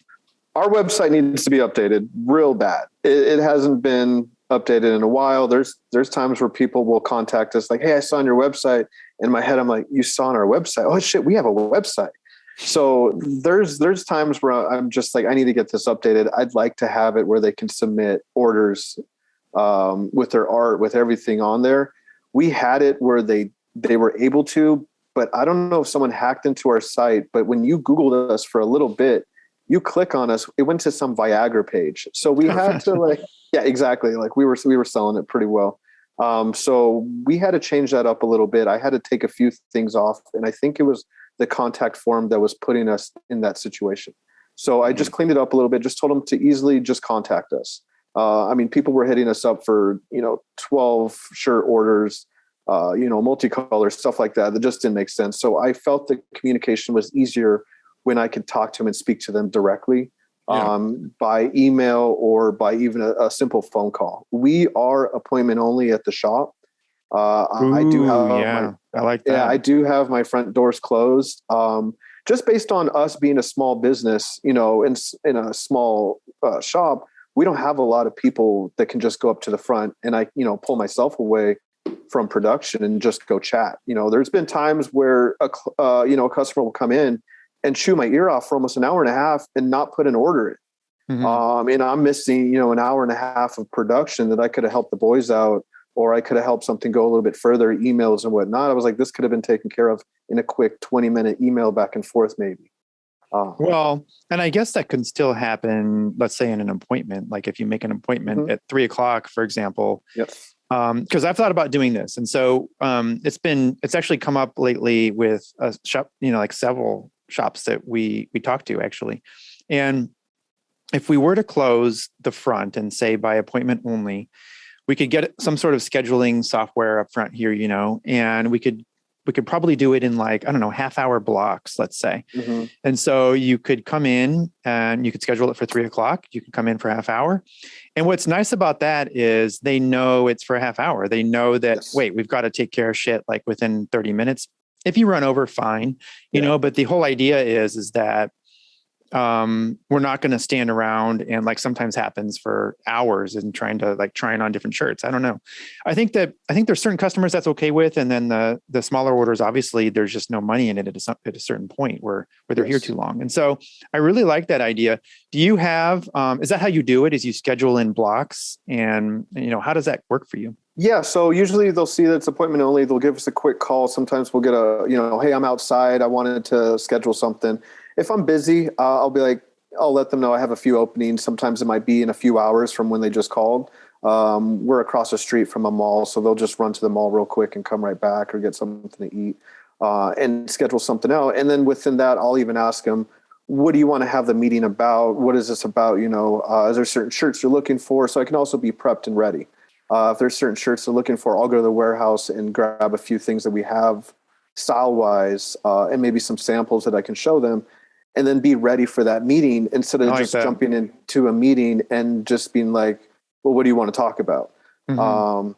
And then, usually we'll just schedule it out, or it'll be in the next day, but I'll try to do it within an hour. Be like, I only have a 2:00 or a 3:00 ready, and try to give them that full hour. And usually it sums up in about 20 minutes, 30 minutes. If they know what they're looking for. And, like I said, I'll just have them email over the art and we're good to go. I really like that. And what I think most about it is that it weeds out certain customers, because usually if somebody's going to make an appointment, then they're serious. And it's not an interruption. So like our team they have lots of accounts. And so they they're account managers. Our customer service team is anyway. And so, they're working on, let's say, an email, and then somebody just walks in. And so they're interrupted, you know what I'm saying, throughout the day. What would be cool is if you knew you had a 3 o'clock coming in, and you can work around that and say, oh, I better wrap up this email, blah, blah, blah, get some stuff ready. And then at 3 o'clock, I'm going to have this, this meeting. I don't know. I really like it. And so it's been smooth for us. I think we did it a little bit before COVID, and I think it solidified when COVID hit that we were just through appointment only. Right. And it was just a lot easier for us. Like I said, we have a small crew. So for me to be pulled away, off helping with production, or even like, emails or setting up orders, it pulls my day back a little bit further if I have to sit and just kind of bullshit for about. So like, you're the one, so you're customer service too. You don't have anybody for that. I am the one. Yes. You're the one. I am the one. Yeah. I'm customer service. I'm pre-press. I'm post-press. I do a lot. I wear a lot of hats. I'm trying to hire someone to help me out for my jobs that I'm doing, and just delegate a lot more work than what's on my plate. It's tough. It's tough to find someone that can do it. We always joke we want to clone ourselves or clone someone else in the shop that can just help us. But yeah, thank you. Yeah, it's tough. The DNA is not working out, and it's been real tough on testing. But yeah, I think that's a good hire because, totally. I guess you're answering phones too. I'm answering phones. I'm doing the sales. It's a lot easier for me to do the pitch, because I know what's going on in the press. I think I went back to kind of mentioning, having a sales guy that knows the ins and outs of the shop and knowing what we need to do. For me, I know the ins and outs of the shop. I know the press. I know the full color imagery. I know what's going to work. I don't want to have a sales guy that thinks, oh, we could print that. And then it comes to the order. I'm like, yeah, we can't print that at all. I know that concern because we run into it here too, because the customer service team, they don't have answers to every question. Right. Yes. And so sometimes they see art and they know by now, like once you've worked the counter for even, let's just say 90 days, what art is, like common and doable, like this is standard, no problem. And then and they know like, wait, that's a red flag. And so whenever they see that red flag art, they don't even try and figure it out. They just immediately go get a designer or somebody from the team that actually is an expert. Yeah. And so they know, and so I think that's an excellent hire, because I think a lot of people are in your spot that answer the phone, that, do the work orders and the sales and all of that stuff.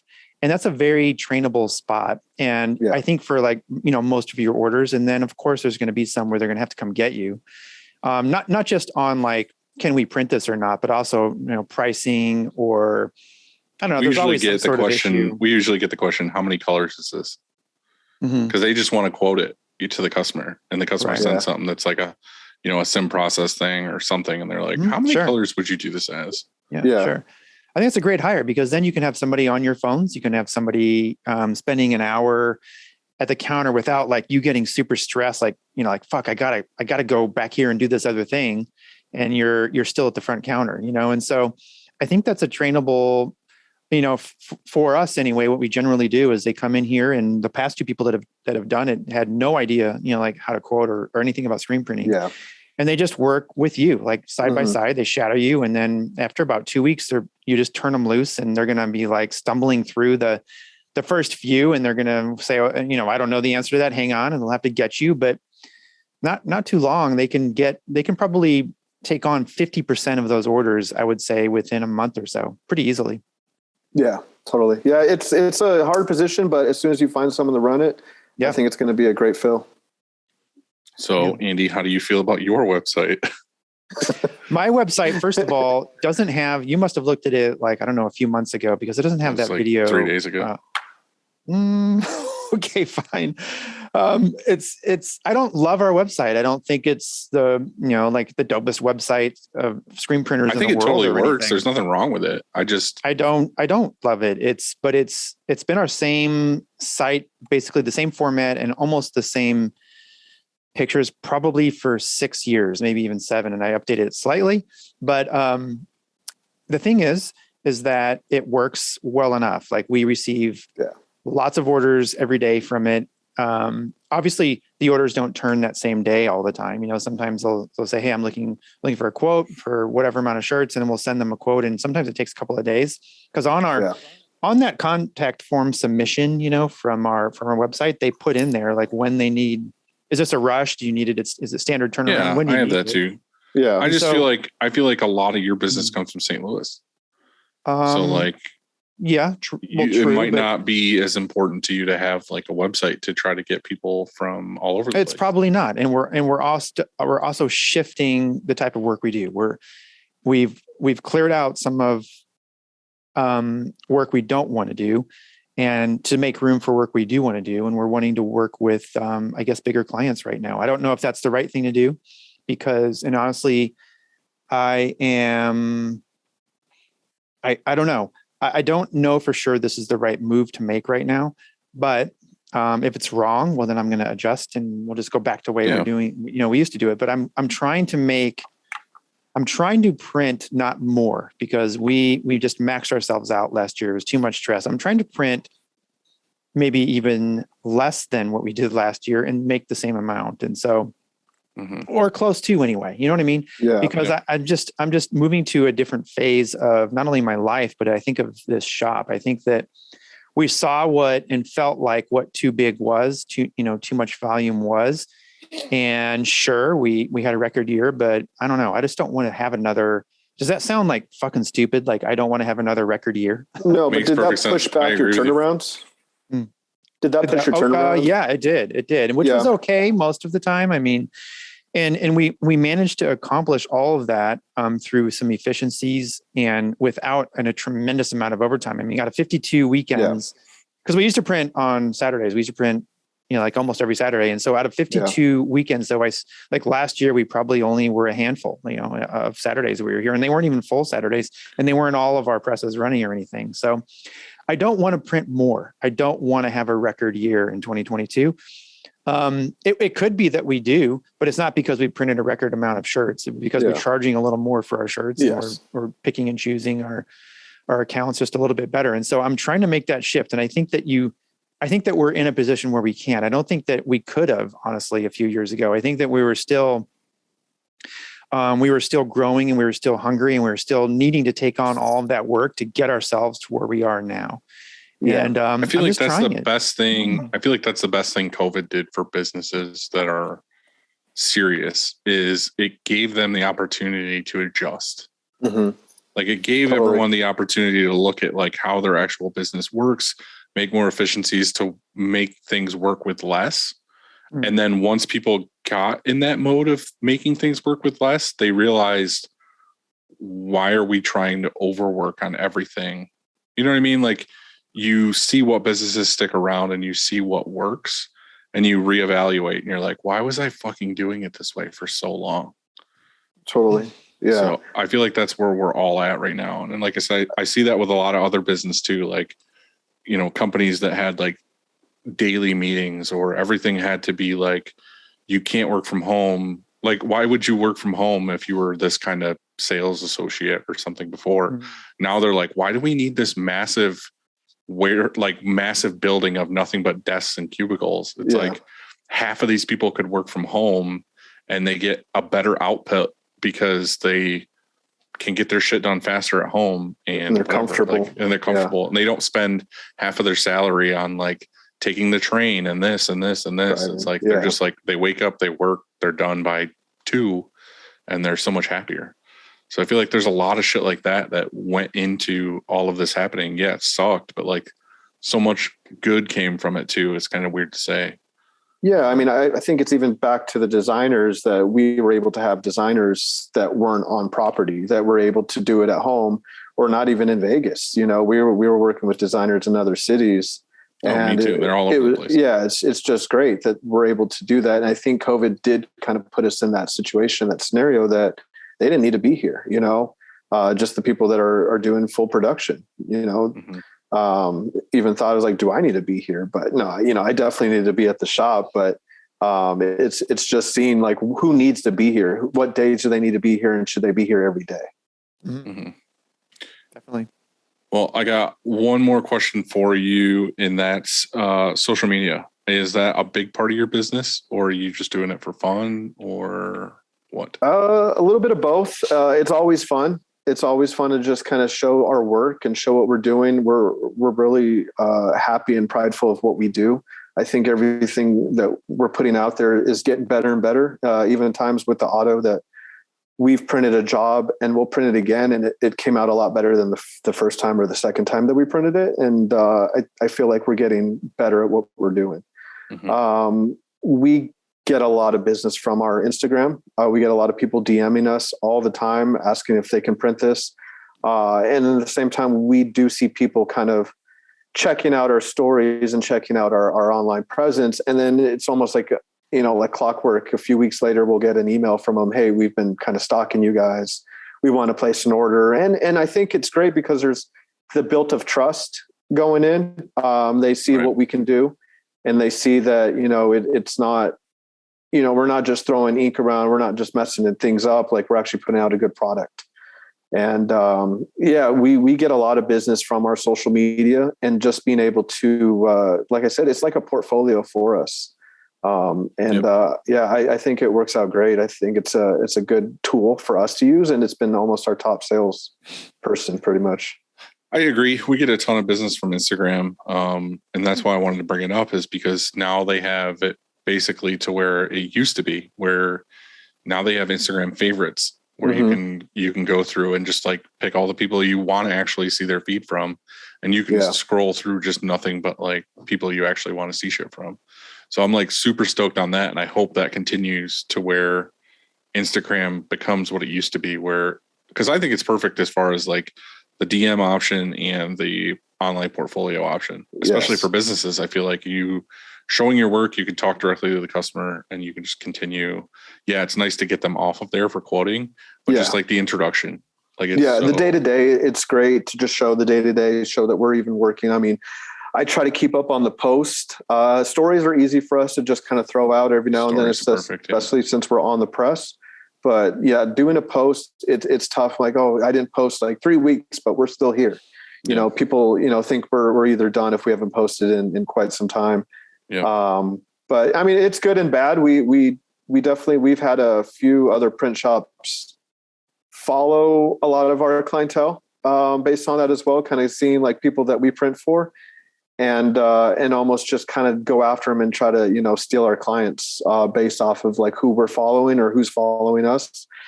And that we've noticed that's been tough. I mean, you went after Beer Zombie, so it's tough. But it's the other side of that coin is I saw that you were working with Beer Zombies and then stopped. Yeah, no, I appreciate it. But there is some print shops that don't, though, hey, I got the cheaper price and, I'm going to come in a lot cheaper. For you though, for Beer Zombie, I bet you print a sweet ass shirt. Like, you do a great job, but there's guys here in town that aren't up to that par that they can do the full color printing or the sim process and be able to have it come out clean. I mean, he's doing like 11 colors. We have to tone them down sometimes, but again, it's the customer service that's keeping them there. Yes. Mm-hmm. Yes. So that's totally. what I said. That's why I don't really care that much. Like, I'm sure there's people all over the place that are trying to like poach work that we're doing. Oh yeah. And sometimes they might be successful. You never know. But like, I feel comfortable with our execution and customer service that it's like, it is what it is. It's whatever. Yeah. It's helped us out. I mean, especially the guys that want to kind of gouge us. We've had clients come to us saying, hey, we went the cheaper route. And can you fix it? We've seen someone post a picture of a shirt on their feed. And then like a few days later, that client came to us saying, hey, I need this reprinted just because it didn't come out, as they wanted it, color wise or just, feel. And it helps out, thanks for stealing clients. But at the same time, it's kind of shitty. I feel bad for the client having to double, their money to get another run of shirts. It might not even be the customer that you want anyway, if they're willing to go to somebody else for that's true, pennies less. So we've been seeing a lot of people wanting the cheaper price and stuff like that. And we say we're not going to give you the cheaper price. We're not going to give the best deal, but we're going to give you really good quality. Right. And I think we're going to be able to perform and put something out that comes out clean. We print for retail. We don't really print for promo that, is just a one-off or, the ink washes away after one wash. No, I agree. It's the, the quality over quantity thing. That's kind of like how we operate here. Totally. Do you have time? Oh, I have plenty of time. Yeah, I got a half beer. I'm good to go. Right. Half a beer? You still milking that one beer? I'm milking it, man. I'm milking it real good because you don't want me sloshed. I don't want to be like, oh, F this guy. Let me tell you some drama about other. No, let's do that. Let's get into that. We actually do want that. want the tea. Yeah. See, that's why I can milk the tea because it's just tea. True. Right. I have a couple listener things, but there are cool. really that crazy. One of the questions, I guess this is for all of us to answer. Is squeegee rubber from eBay the same as the stuff bigger suppliers sell? Squeegee rubber is weird. Like, I feel like we've talked about this before where like, why is it not a universal color? Or like, why is it not the same all over? I feel like eBay rubber is probably, I wouldn't buy eBay rubber. I wouldn't buy eBay rubber. I feel like anything screen printing on eBay is like cheap as fuck. Yeah, I don't have the answer. So I've never bought anything. I've never bought squeegee rubber from anyone but a distributor or like I have M&R bought, actually. I bought Yeah. one time, I think I bought screens on eBay long time ago. And then I learned after the fact, I guess it's one of those things like you don't know what you don't know. Yeah. But I found out that like it makes a big difference with who you get screens from just because of like, tension and how they're doing it. And like a lot of this is learning from Frank, but it's like the actual thickness of the aluminum that's being used. And I feel like too, a lot of the screens I got from that eBay, whatever, was the welds weren't good. And they fucking got, when you dipped them in the tank, they filled with water. Yeah. We had a buddy make some frames for us. And we had a few frames made and just to test them out, see how they went. And it was like you said, with the welding, if it wasn't done right, we had a little hole and it fills up with water. Yeah. And, it's either it's going to hit it on the press and you start getting a little leak, or even when you're, emulsioning the screens and it's just, you see water just dripping down. Yeah. Yeah. It's stupid. I don't know. I see people all the time on like Facebook groups and things, and they'll post questions like, hey, where you guys get your, adhesive can I use the same just off of, like you said, Amazon and things like that? And the way I look at it is this: get a good relationship with your distributor, negotiate pricing so that you're like, look, I will be exclusive with you. I'm going to buy all my fucking shit from you. Give me good pricing on it. And then don't look back. Like, don't screw around wasting time trying to find this or that that's a little bit cheaper. Let them make a little bit of profit. Because why? Because then they will treat you well. They will take care. If it's not like, if you get a shipment of adhesive that for whatever reason doesn't work, then you tell them and they'll just get you new shit. Yeah. I mean, go with a distributor, negotiate pricing, and then just buy everything from them. That's what I do. I want to touch base on that a little bit because I'm not that person. Like, I am not a haggle person. Like, I'm that person of like, I feel like I might be gullible or just too trusting in people.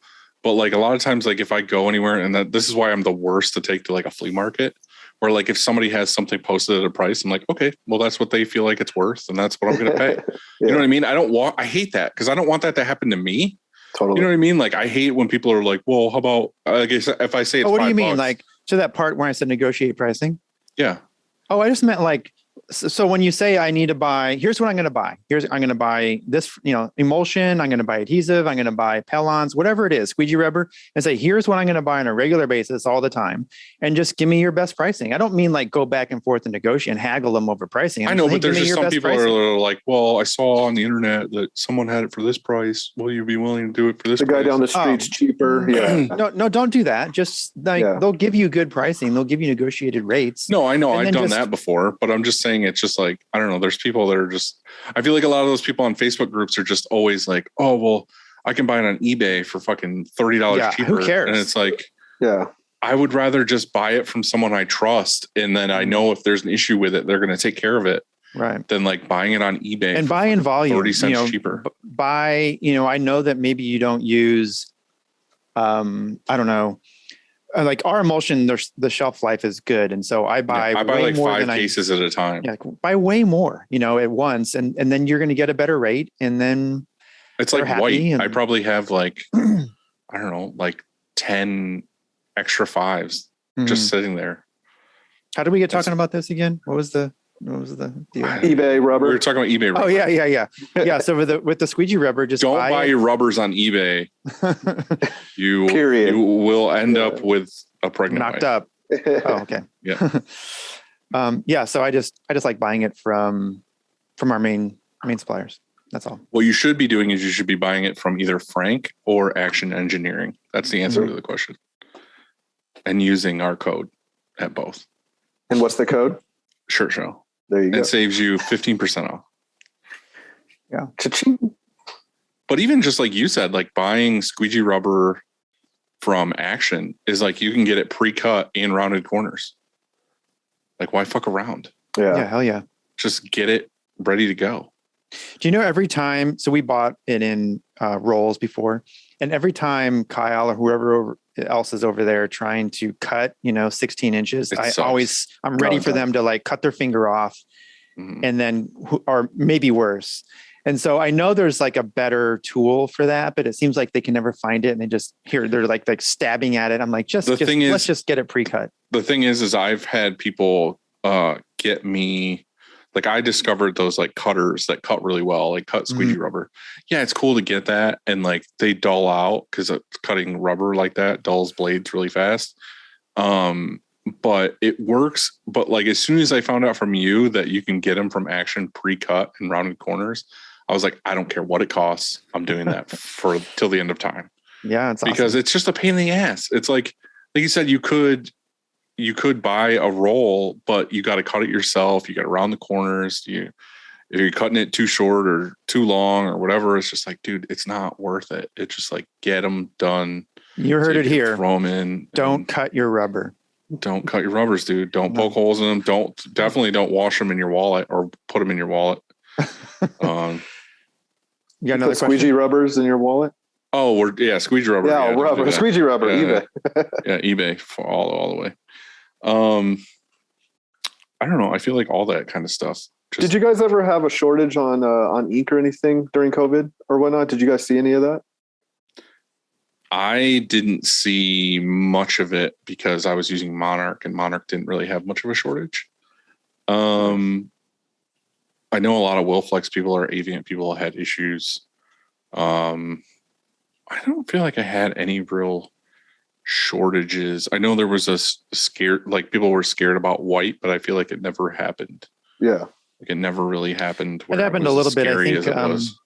I think we were all a little bit nervous, and we got out ahead of it a little bit and bought extra. Nice. I mean, not crazy amounts, but just some extra to keep us going. And whenever we would miss and they didn't have something, we knew we had still some extra. And then we would, when it came available, we'd buy some more, and so the only thing I had was web glue. Mm-hmm. Web glue for us was like, oh, there isn't any. And I was like calling people to be like, I need some because I have a full load of hoodies to do. We have not bought web glue in 2022. We have not bought web glue in 2021. You're better than all of us, Andy. And we did not purchase any web glue in 2020. You want me to stop? Okay. Yes, please. We hit a little shortage on emulsion. There was one point that I couldn't get any emulsion for the one we use. And I was just frantic running around. I ordered some emulsion anywhere I could find it. I'd go online. And I think there was a few East Coast shops I ordered from, and I just stocked up. But yeah, there was a little bit of time where we just didn't have emulsion in that stock. That was put us in a bad spot. No emulsion, no work. Like you're done. Exactly. No, the thing exactly. is we're used to here, especially we're used to buying a bunch of emulsion and having stock of it because all winter long, if you try to like order emulsion, it's hit or miss if you can get it because they won't ship it because it'll freeze. He doesn't have to worry about that, right? Do you freeze? You don't have to worry about that. Nothing freezes out here. Yeah. So for us, I could call and be like, hey, I need emulsion. They're like, well, the weather forecast says it's supposed to be below freezing for the next 6 weeks.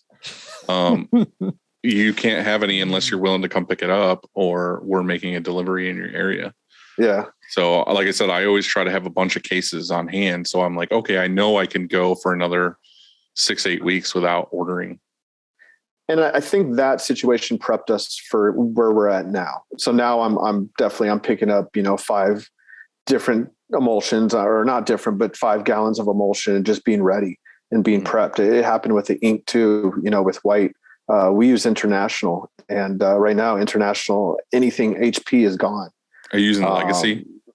Yeah, Legacy white. Yeah, I fucking love that. It's cool. I like it. Yeah, we went through a few different whites, and that was the one that just kind of stuck with us that we liked. We used most. Legacy for years, and then we switched to Monarch. And I told Aaron this, like, I love the mixing system. I love everything. I even love Stark White and Yeti, but like for me, my top thing to beat was Legacy, and I feel like Stark is like on the same plane. I feel like they're the same. Like if anything, Stark is creamier for us, so we like that a little more. So back we switched over. Back when we were talking about these shortages, one of the things that came up was that some of these ink manufacturers are going to discontinue like certain inks. Yep. And I see that right now for sure. Like you can't get glow in the dark. You can't get like we have a customer that wants a bunch of metallics, and you just can't buy them, And so I explained to them, like, what is going on here is that they had plasticizer shortages. And so when they got plasticizer back in, they focused on like the basic standard inks, the whites, the blacks, and some of their stock colors and the mixing systems. Like the last thing they want to make is a metallic that's going to maybe not even sell. They just don't. They know whites and all that kind of other stuff is going to sell. So that's what they put all of their inventory back in. And so we're seeing all these shortages on the specialty inks. And what we did, we stopped offering them. Like no more puff, which thank God, really, because I hate fucking printing anyway. Yeah. So no more puff here at Shirkong, and no more glow in the dark. I love new bitter Andy. It's like my favorite thing. I feel like anytime we talk on the phone now, you're like, well, I said fuck it to this. And it's just like, it's just my new favorite thing of like, anytime I call you, like, what is this new thing that you're like, fuck this, I'm not doing this ever again. Dylan, I don't know. Maybe I turned the corner, or maybe I love it. I'm not knocking you. It's like my favorite thing. It's like you're like, I'm not doing these customers. I'm not offering this. We're doing this only. We're working and focusing on this. It's just, I love it so much. Put your foot down, you just got to put your foot down. It's like dominant Andy. It's like, I'm getting like those. Now I see why, like, I don't know, like girls are into guys that are fucking like concise and like, it's just like, I'm like, oh man, whew. Yeah. Andy's a boss in it. Oh, I don't know. I think that nice guys don't finish last, but what I'm trying to do, what I'm trying to do is, make decisions a little bit faster, and then also, just like cut out the fat. Like I just don't have time anymore, or patience, or even the desire anymore. And so, I don't know. There you go. I think it's patience. I think it's just pure patience and just not wanting to deal with it, or, it come to clients too. You just don't want to deal with the BS sometimes, and just be straight to the point and just get it going. I feel like the other part of that coin is, I feel like we're not giving up on things. It's just we're at an age in business where, I don't know, what were we talking about this? Who were we talking about this with? Where it was like the first 5 years you're a yes man, and then the second you're just kind of like, you're saying no to a lot of stuff. I just feel like at a certain point, you're just like, I have the credibility. I have the relationships that I have, and I'm cool with just focusing on that stuff and saying no to all this other stuff.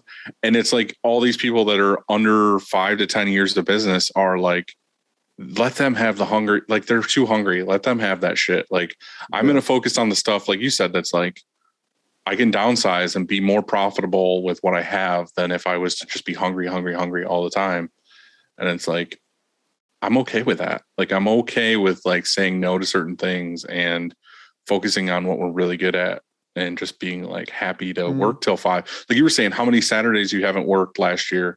It's like, we have that with people who work with us now that they've never seen a late night or a Saturday. And like, we might work till 6 one night. And they're like, oh, I had to stay late yesterday. I'm like, like, what is this fucking stay late shit you're talking about? Yeah. Like you are not on second dinner yet. Like, you know what I mean? It's like we would eat at 5 and then have to eat again at like 8 or 9 because we were still working. By the way, there's something awesome about that too. Like when I was starting up in that phase of being hungry and being desperate and fighting for everything, that's also fun. That's also awesome. And it's really, and I'm being sincere. Like it was cool. No, when I agree with you. Ran till like 5. We took a break for a minute, got some pizza or whatever, and then ran more shirts. Like that felt cool back then. Yeah. But I don't want to do that now. I don't want to do that anymore. Right. Yeah. Exactly. Like I'm just like, oh, I'm achy. My back hurts. Like I don't want to. Yeah. I don't want to do that. It's like. But you know what? I would trade. I was just having this conversation. Like that was more. For some reason, I think I felt more alive. Like that was I felt in the garage eating a can of potato soup for dinner. You know, hungry for whatever. Like to be a large shop. That was really fucking for cool. Something Why? other than potato soup. I just thought that because you don't know what's your future, let's say. Mm-hmm. And so that's like that. I know like it's cliche to say the journey, but that journey is fucking awesome. Yeah, you know what I'm saying? Like it is really fun. Like to relive that journey. If I could go back and my elbows wouldn't hurt anymore and I could piss, like I would, my flow would be like 100%. You know, that would be awesome. This is a new territory we're stepping into now. Oh, you want to talk about feet? My feet wouldn't hurt so much. Yeah. And this is kind of like what we were talking about a little while ago is like the band days for me, like playing in a band. Like I'm glad it happened when it happened. I'm glad the things that I did back then, like the crazy shit I did happened. But like, I don't want to do that now. Like I got it out of my system. I'm happy with like, and it's kind of lame to say, but like, there's a lot of things with me in my own journey right now, like trying to be more healthy and trying to do all this other stuff. I've like been going to bed at like 10:30 and like, even during this podcast, like me and Andy, there was a lot of times where he knew I was up at like 2 a.m, like just doing stupid shit that didn't need to be done. Like playing video games. And I was like, all this other stuff. It's like, why am I fighting sleep so hard? It's like, I know if I go to bed at 10:30, like I'm going to feel way better when I get up at 6 to take the kids to school. And I would like not give a shit. I was like, oh, fuck it. I'll stay up till 2. I'll go to bed for like 4 hours and then I'll suffer all day at work. This was like a year ago. I'm just saying that like within this year, like an actual year, I was like, no, you know what? I'm going to start like trying to walk more and I'm going to try to eat a little bit better. And I'm going to try to go to bed by like 10:30. Now it's like 9:30 rolls around and I'm like, oh man, it's almost bedtime. I'm like, I could not picture that even 2 years ago being like, what a fucking lame asshole going to bed at 9:30, 10 o'clock. But now if I go to bed at 10:30, I wake up at 6, like I can get so much more shit done at work that day because I'm not fighting. Like I have no desire to like work harder or do extra things because I'm just too tired.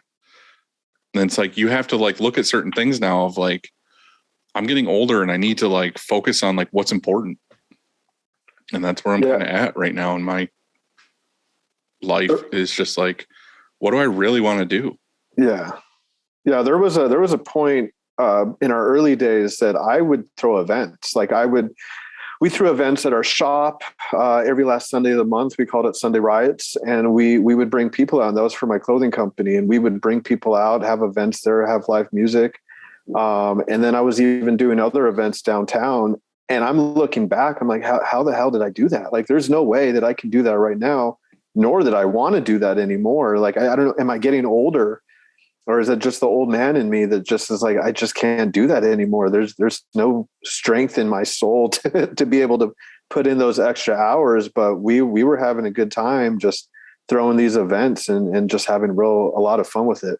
I think a lot of it is when you're younger or even younger in business or whatever, is you're just reaching for everything, trying to figure out like what's your favorites or like what actually works and all this other stuff. That's why I said, like, once you're in it for so long, you're just like, I've narrowed it down to the things I can count on my hand that I actually want to do. Yeah. And it's like, I feel like that's where we're all at. It's just, I think, to add to that too, is that it's okay if, you're in year 1, 2, or 3 and you still haven't broken out of that yet, because like, I'm not knocking any of that. Mhm. I just think I wasn't think you were at all. I'm just saying, because this reminds me of a conversation I was having with Joanne a few days ago. And she was, she's struggling right now. Joanne's my wife, and she's an artist, and she has this side hustle, and she's not here as much right now because she's working hard at that. Mm-hmm. And because she's not here as much and she's working at that, and it's slow to get going, she's beating herself up a little bit. And I know her so well now that I could tell that was going on. And I was just like, Joanne, I was like, Jojo, don't worry about it. Like, if you don't come up with something that you like, if you don't draw or paint something you like tomorrow or 10 days from now or 100 days from now, it's okay. Like, that's fine, because you will at one point, you will at day 101 or whatever that day is, you'll get there. But in the meantime, like, enjoy this, you know what I mean? Mm-hmm. Like, be okay with it, be okay with the struggle, and live life and still do fun shit and have fun doing all of that. Because once you get to the other side, once you get that thing that you're trying to, that goal or whatever, it's sort of like those video games. You're talking about video games earlier. It's sort of like when you beat a level and then you beat the boss, and then you all of a sudden you beat the boss's boss or whatever that is, and you beat that game. Like, fucking then what? The fun was like trying to beat the game. Yeah. And so just it's basically a game. And so just enjoy all of that shit, and don't rush it, and feel alive during that, because I would trade it. I'd go back to the garage and just play the whole game and try to figure all this shit out again, because that was really fun. Even though it was hard, it was just really fun. Yeah. I mean, granted, we got a lot of business from, the events we did. We were able to grow, we were able to meet people. And I think, you don't want to miss those opportunities. And it puts you in a good position, and definitely you can grow from it. You can grow from, doing these things. And I think, to the next point, you were able to learn from it. Like, every level in a video game, you learn something from that video game that's going to help you in the next level. To help you level up. So you're able to jump a little bit higher, shoot a little bit quicker, kind of thing. And that's kind of where I'm at too with that, is like, I feel like the shop has a pretty good hold on like what we do and our focus, and everyone here having their roles. And I feel like a lot of the shop runs itself for the most part. Mm-hmm. Like, there's like growing pain things that we deal with here and there and whatever. But I feel like for me personally, like, I'm kind of comfy with like everything. And I'm super stoked on the shop, and I'm never going away from it. I'm just like, I feel like I can focus on some other stuff. That's why like I'm trying to do like the New York Tea Club thing, or I'm trying to think of other things I can do branched off of this business. Like, it's still screen printing related. It's still whatever. Cause so like the Tea Club thing for me is like, okay, like I know what blanks I really like from doing this, and I know what prints I really like. And I know from seeing other clothing lines, like what I appreciate about what they do, like, using compostable bags and using like putting other things in and like marketing this way. Like, I'm doing that now because it's a test, like for me to try things so I can tell customers like what works and what doesn't, but it's also just like a fun side project.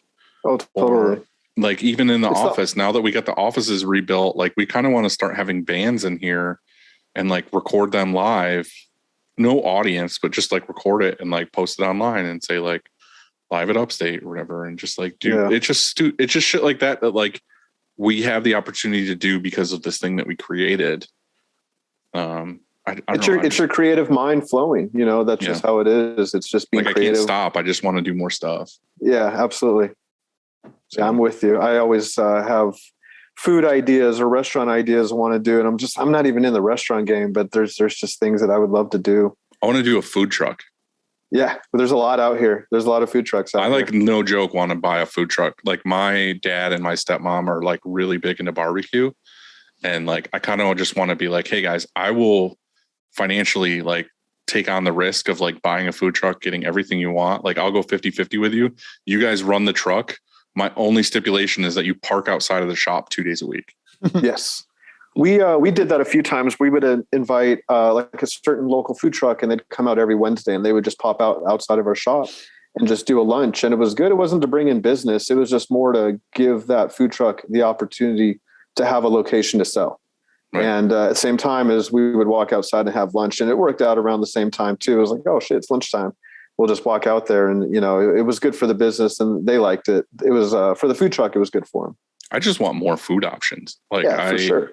I didn't care less about the business part of it. I just want, Yeah. like, I'm in a small town that has like next to no like good food. I want to be like, hey, make barbecue tacos, and like twice a week, that's what I'm eating. Yeah.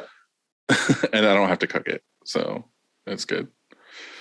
Well, do you have any questions for us? Or Oh, yeah. hacks? I have shop hacks, and I have some questions for you guys. All right, hit us with if you the guys questions. are cool. Yeah, So I guess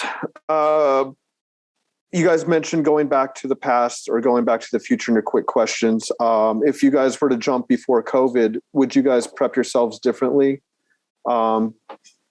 As knowing what you're knowing now, what COVID did to you, say, like I said, I'm getting more emulsion because I don't want to be stuck in this position where I just don't have, stock of something. Do you guys run your shop a little differently now than you did pre-COVID? I honestly wasn't affected that much by COVID.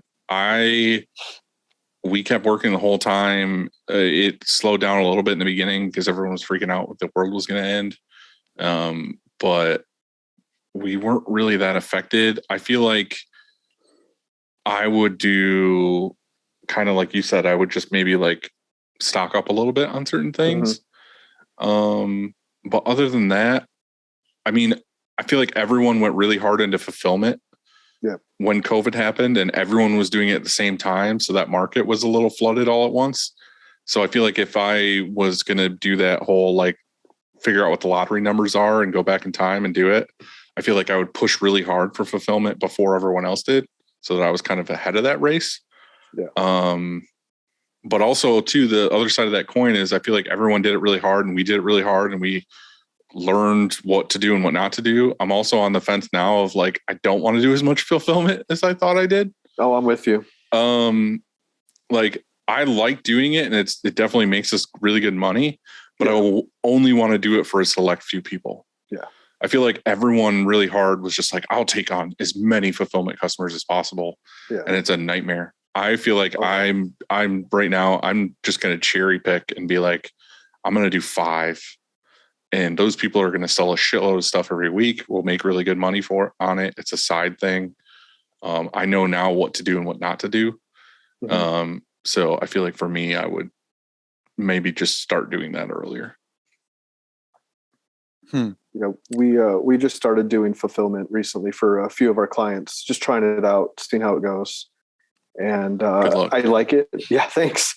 Yeah, I like it. And then, I don't like it. One of our clients, they decided to throw something we don't do into the mix. And it was a fragile piece. It was tiki mugs. And you will break 1,000,000 of them before you get it. Yeah. Perfect. So we had to send out 100, and luckily only 5 were broken, but still, I think it was just us getting that learning curve to ship that product correctly. And I mean, right off the bat, I was like, I'm shipping you shirts. Now you want me to ship you, mugs and breakable items. And that puts us in a tough situation, on insurance. And you're eating it. Exactly. Yeah. Yeah. That's some of the things that like I learned was, packaging for certain things is key. Like not cheaping out on packaging is a big deal, especially with like, we do coffee mugs too for a customer. And it's like just getting those boxes that they're like, I don't know what they're called, but they're like anti-crush boxes or whatever, where like UPS or USPS can't fucking just mash them or set boxes on them and they'll crush. Yeah. So we got those, and then like triple wrapping things and like bubble wrap. I don't know. There's a lot of cool stuff that comes from fulfillment and like gets you prepared to like be able to do small packages and shipment. So like that's one of the things I really love, to just like getting that whole area dialed in to where like now I can do it for myself. That's what I'm saying. Like with the Tea Club thing, I'm like, I'm already set up for it. Like I can print them, we can fold them, bag them, put them on the shelf, ship them really well. I wouldn't have been able to do that as fluidly if I didn't like figure that process out already. So, like I said, good luck. The biggest thing with fulfillment is like, it just takes up a shitload of space. Oh, totally. Like you're having actual goods on a shelf. Yes. And I think it was easier for us to transition into it since I was already doing it for my brand. We were already shipping out items, so we knew what to do. And I think that's why I was able to come to the clients and say, this is where we want to go. This is what we want to do.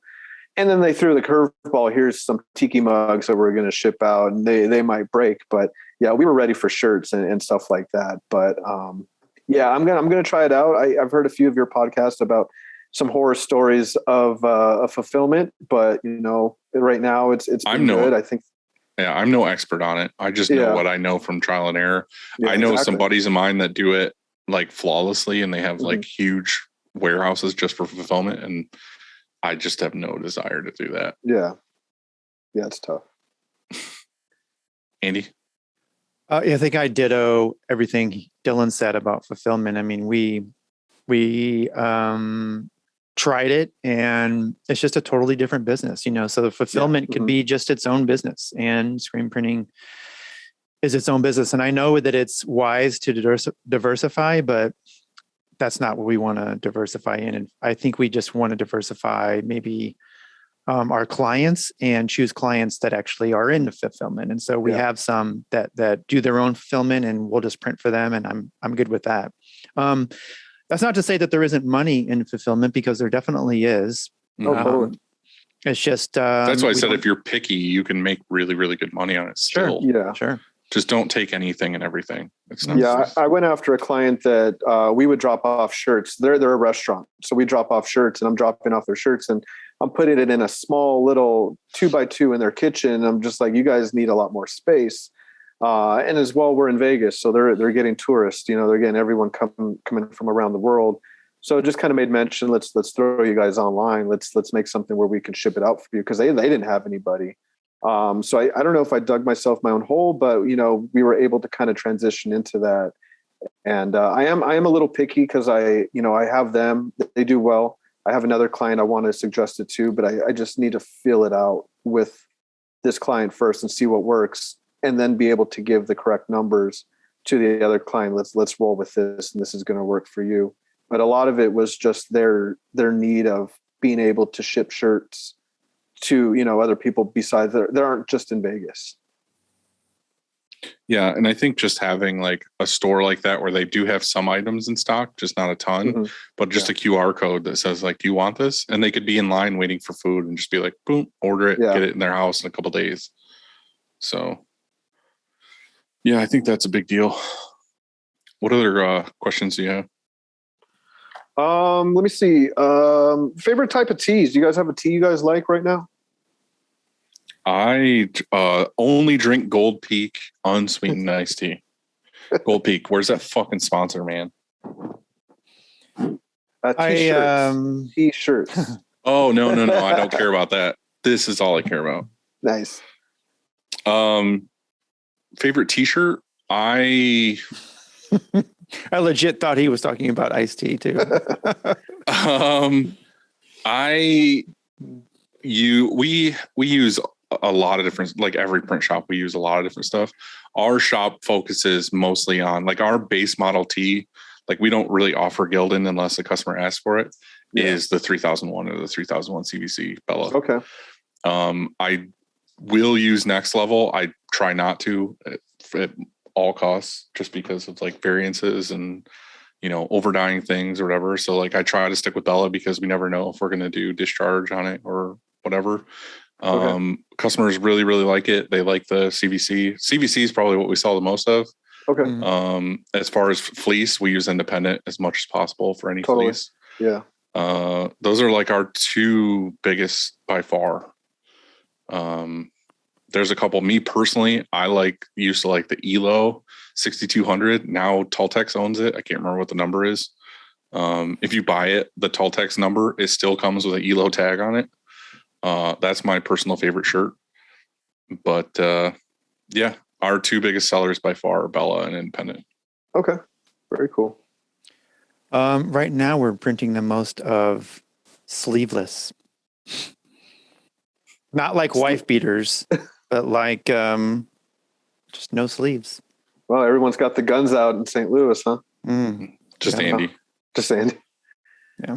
I don't I just tell them that the people that come in, they're like, what shirts are cool? And I'm like, I'm wearing it right then. Yeah. Normally. That's what they want. No, but we have, we're printing for a certain account right now. And for some reason it's sleeveless is where it's at. But what's your favorite tee to print on? Dylan, I don't get to print anymore. I'm like over here doing like, I'm not printing either. Shit. I'm saying what we're selling. What am I pushing? I think it would be the obvious ones. So I'm going to say something different, and that is a new shirt that is CVC also is the Gildan Soft Style, that CVC. Mm-hmm. It's not bad. You know, you save a little bit of money. And because you said you don't like printing on Gildans, I don't think many people do because of fibrillation or whatever the fuck. When I say Gildans, I mean the 5,000 or the 2,000. 2,000. I actually like the Gildan hammer tee quite a bit, and we just printed a bunch of upstate shirts on that tee. Yeah, we sell some hammer style tees quite a bit. Yeah, have you guys checked out the AS color? No, we keep, you know, we had some samples here, but it's really hard for us to sell if we don't have. I need shirts fast. It's also got to, it's got to come from California. So for us, it's hard. Yeah. And you're buying it direct. Fast. Yeah. And their price point isn't that great. It's pretty high. You're probably better off though, because Vegas is maybe a 1 day ground or something. It just depends. If it's UPS, who knows? It's a shot in the dark when that's coming here. So yeah, I've been having some headaches with UPS right now. And we'll order, you know, X amount of boxes and maybe get, you know, half of the boxes one day. And then the next day we'll get the other half, or maybe that's everybody right now. That's not just, it sucks. Yeah. But yeah, I like the AS color. I think, you know, the price point's a little high for us. I mean, it's coming from Australia. So that's the point. I think it's going to be a little bit higher on that end, but yeah, we're a fan of Next Level. We do a lot of Next Level. 3600, 6210 has been a popular shirt for us. We don't do much Bella. I just think the sleeve caps kind of shorten up a little bit and they get real high in my armpits, or anyone's armpits, I guess. But yeah, we've been doing a few of those shirts quite a bit. And independent all the way. I love independent. I love their shorts, their hoodies, everything that they've made is amazing. I love their quality, and a lot of customers request it, but I also just appreciate that company. And like we had them on the show too, and like heard their story and everything. And for me, I was just like, yep. Yeah. I'm cool. I'm cool with pushing this as much as possible. Absolutely. So yeah, I'm real happy with that. Can I give you guys one more question? Or I love when people give us questions. Okay, cool. As many as you got. I think Andy, you mentioned you're not a fan of puff print. Is there any other styles you guys enjoy doing? I know usually the norm is plastisol, water based. One color vintage. One color vintage. Oh, dude, we did that the other day. It was amazing. It was amazing. He's like, I just want a vintage. I just wanted to barely be on the shirt. Done and done. Let's get this out of the door. Honestly, I know one color vintage is every printer's dream because you can and one color vintage distressed, like you can't fuck it up. Like it's the best ever. I just personally like the vintage look. Like even if it was a 10 color and vintage, I just, that's my personal favorite. Like if I could do that, I know we do a lot of like bold, bright color stuff, which is cool. Yeah. Like that's fine. Oh yeah. But I always like the look of those, even if they were vintaged out. Vintage. Yeah. Without the underbase or anything. So back when I used to design shirts, when I had the time, everything I designed, I put distress pattern on. Total distress. Yeah. Very cool. Always. Do you guys like doing puff at all? Well, I guess Dylan, do you like doing puff at all? Nope. No. We get requests for it and we'll print it, but like I don't like it. It's not. You don't like it? It's like people who do like the what is it? Flocking. The high density. Oh, okay. Yeah. It's like I have no desire ever in my life to wear a shirt that has flocking on it. Oh, right. Affliction shirts. It's just like fuzzy hairs on your shirt. It's like I don't get it at all. I see people do it and they do it really, really well. Like I know there's a market for it. People buy it, but like I have zero desire to ever do that ever. Yeah. Puff is just one of those things. It's like you have headaches with it. Like you have to perfectly dial it through the dryer. You have to perfectly dial in the additive. And then if you fuck it up, it divots. And it's like, it's just not. It puckers. And also it changes colors. And so if you have red puff, for example, and you puff up, it's a little bit lighter red. Yeah. And you can't predict, exactly what it's going to be. So I just don't like puff. Plus I would never wear puff. It's just not a thing. I don't wear foil, but we've been having a lot of foil requests lately, which is crazy. I tell people straight up no. Yeah, we don't do foil. Yeah. Back when I was in Georgia, that was when foil was like every band ever wanted foil. and we did a ton of foil. And like, as soon as I started upstate, I was like, I'm never offering foil ever. It's not hard, really. No, but it's just one of those things. It's just like a pain in the ass. Mm-hmm. And like, I remember actually doing the foil, like the foiling, like heat pressing and pulling the things off and everything. And it was like, if we would have people that would want like Arial bold font on the front of a shirt with foil on it, you go to pull the foil off and there's spots that it's missing foil because it didn't adhere. It was like, wow, that shirt's ruined. Like, and like you see that shirt later and like half the foil's missing because like someone washed it a couple times. We always tell them it's not permanent. It tarnishes and it's just not. It flakes off. Yeah. But I mean, I don't know. There's been a lot of people requesting it. I think what's a fun print is just a clear base with a hint of black in it, like that tone on tone, Tonal prints. Tonal. Yeah. That's it. Like on certain shirts, especially, like a CVC shirt, it looks great. So, I mean, as long as the shirt doesn't get too dark. And so it's another one of those that when you print, it's just so easy to print because if there's like a little screen, like booger in there or something, or even a string, you could hardly tell, you know what I mean? Like you're not going to mess up too many prints. That's why I said the vintage distress stuff is perfect. Yeah. You can't fuck it up. Yeah. And we used to have a customer that ordered, I don't know, they ordered lots and lots of hoodies. And it was always the best, like, moneymaker job as far as business wise. Like, it was every time that job came in, I was like, cha-ching, like, what can I buy now? Because I have all this money. It was just one color vintage on these hoodies. And it was like no spraying, no pallets, no nothing. It was just like load them, one color light print, run it through the dryer, hoodie markup on everything. It was just like, it was perfect. It was like free money. Nice. I love that job. But yeah, that's my favorites. Was that your last question, or you got a secret question in there? Well, that's the questions I've got written down. Okay. Yeah, I mean, there's always questions I could throw at you guys all day long, but I don't want this to be a 4-hour podcast. Oh, we're good still. But yeah, I mean, mainly it's just, we're a smaller shop. We're growing into a bigger shop. We're, manual printers for quite some time, rolling into the auto, I think just before 2020. So we're getting our feet in the water and we're running pretty fast, but we just don't want to grow too fast where we're screwing ourselves over. But yeah, so a lot of this stuff is still kind of new. We're still making sure that we're doing the right thing for production and not screwing it over. And just making sure we're putting out a good quality print at the same time. Yeah. I think that's the thing I would say to any printer. And we had this discussion, we talked on the Atlantic City episode with talking to someone at the show. It's just like, dude, take your time, pay for things when you can afford to pay for things, and focus on quality and customer service. Yeah. I feel like if you do those things, like you can't lose. Like if you just stick to it and you're not in debt and you don't overextend yourself, like, and do it for the right reasons, then fucking you'll destroy. Yeah. So yeah, relationships is huge for me. I love just pretty much just having, sometimes I'll give them my phone, my cell phone number. I'm like, here, shoot me a text. And sometimes it bites me in the ass. So I'll get some messages at 3 a.m. Hey, can you print this? Oh, fuck yeah. I'm like, bro, are you drunk? You're like, yeah. And I'm like, okay, let's make this happen then. I'll send you an invoice real quick. Let's pull the trigger.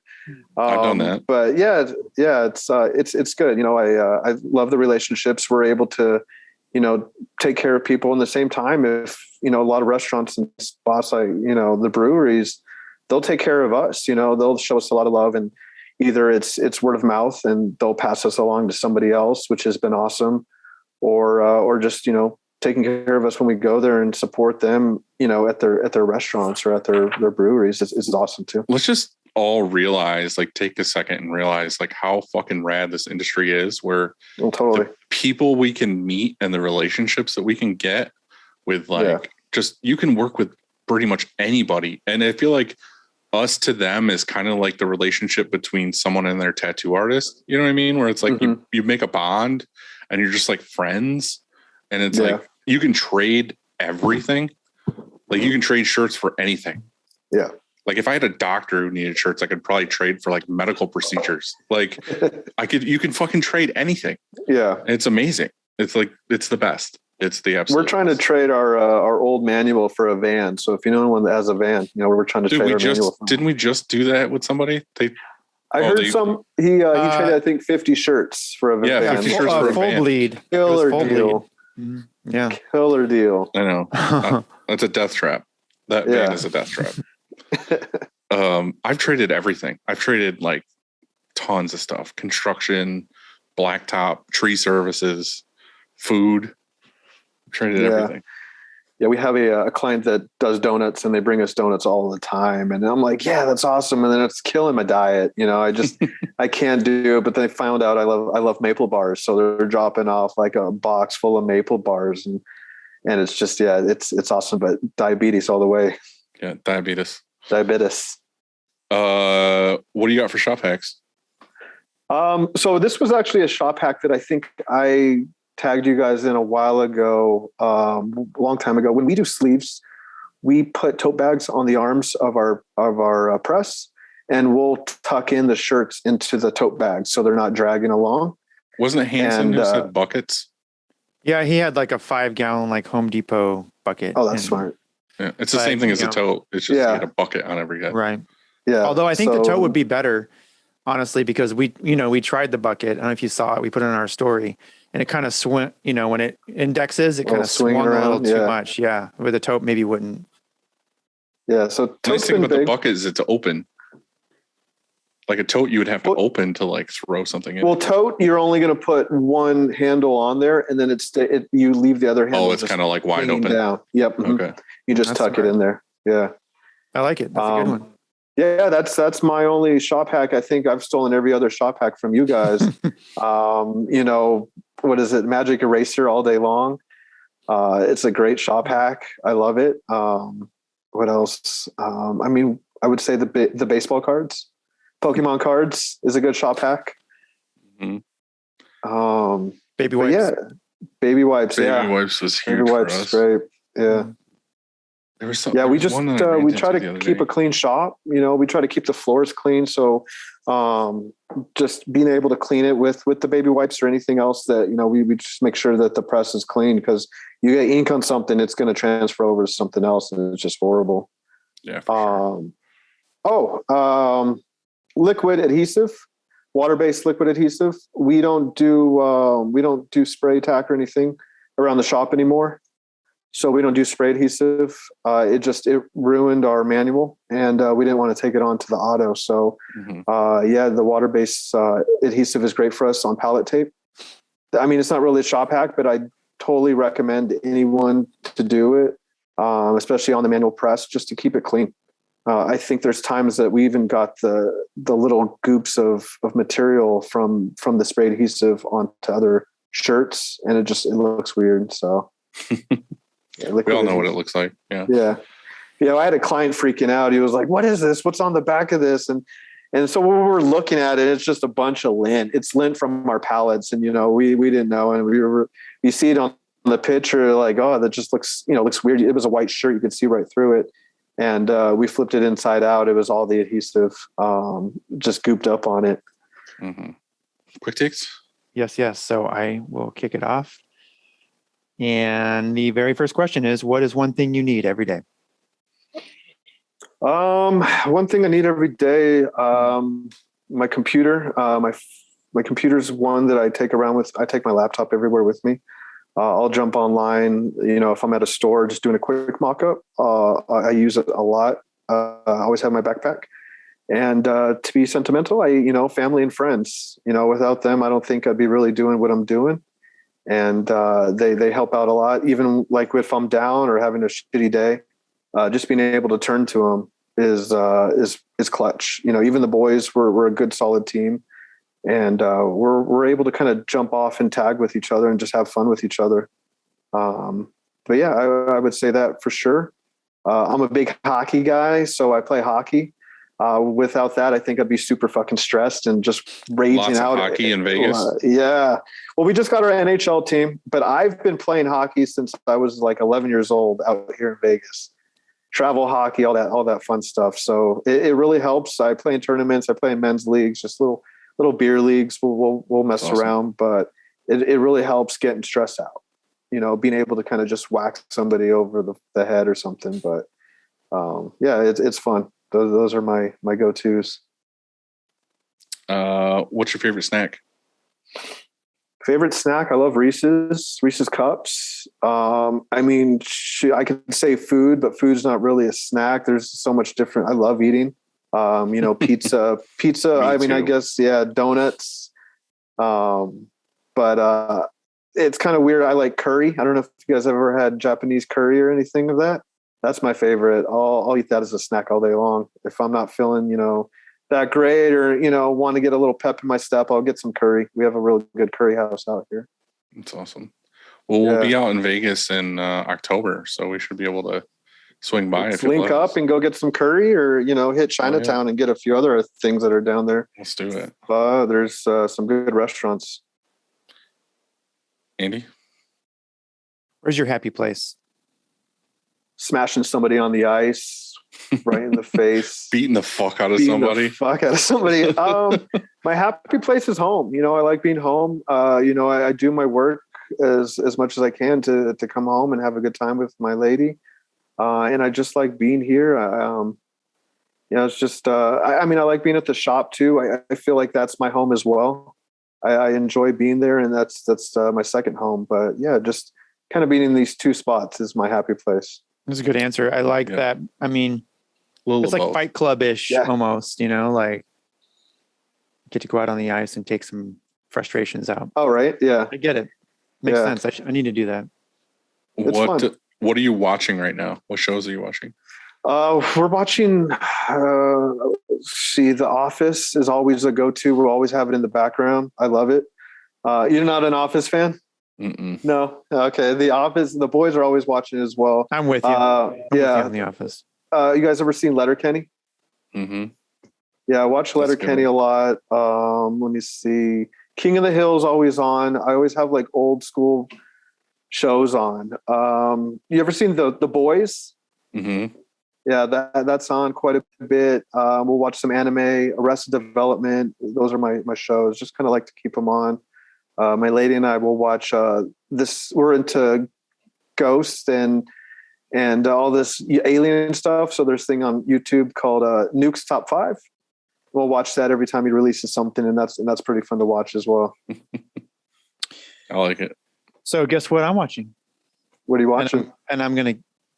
I have a hunch Dylan has already seen like the entire thing, but Moon Knight, we just started. Okay. Have you seen it all? There's only I haven't seen 2 it. episodes. Oh, really? Oh, because it's once a week or something? Yeah, it just came out. No, there's 3. We started the 3rd. Or yeah, maybe there's 3 now. Okay. But yeah, it's not. What is it on? Came out. It's on Disney Plus. Oh, okay. It's a superhero show. Very cool. I don't know. I think it's really good. I like it. I've been watching The think? Expanse. I just started season 2 of The Expanse. Never heard. I don't know what that is. I don't know what that is either. It's like a space show. It's like I don't know. It's like, I don't know, Star Trek-y kind of. Okay.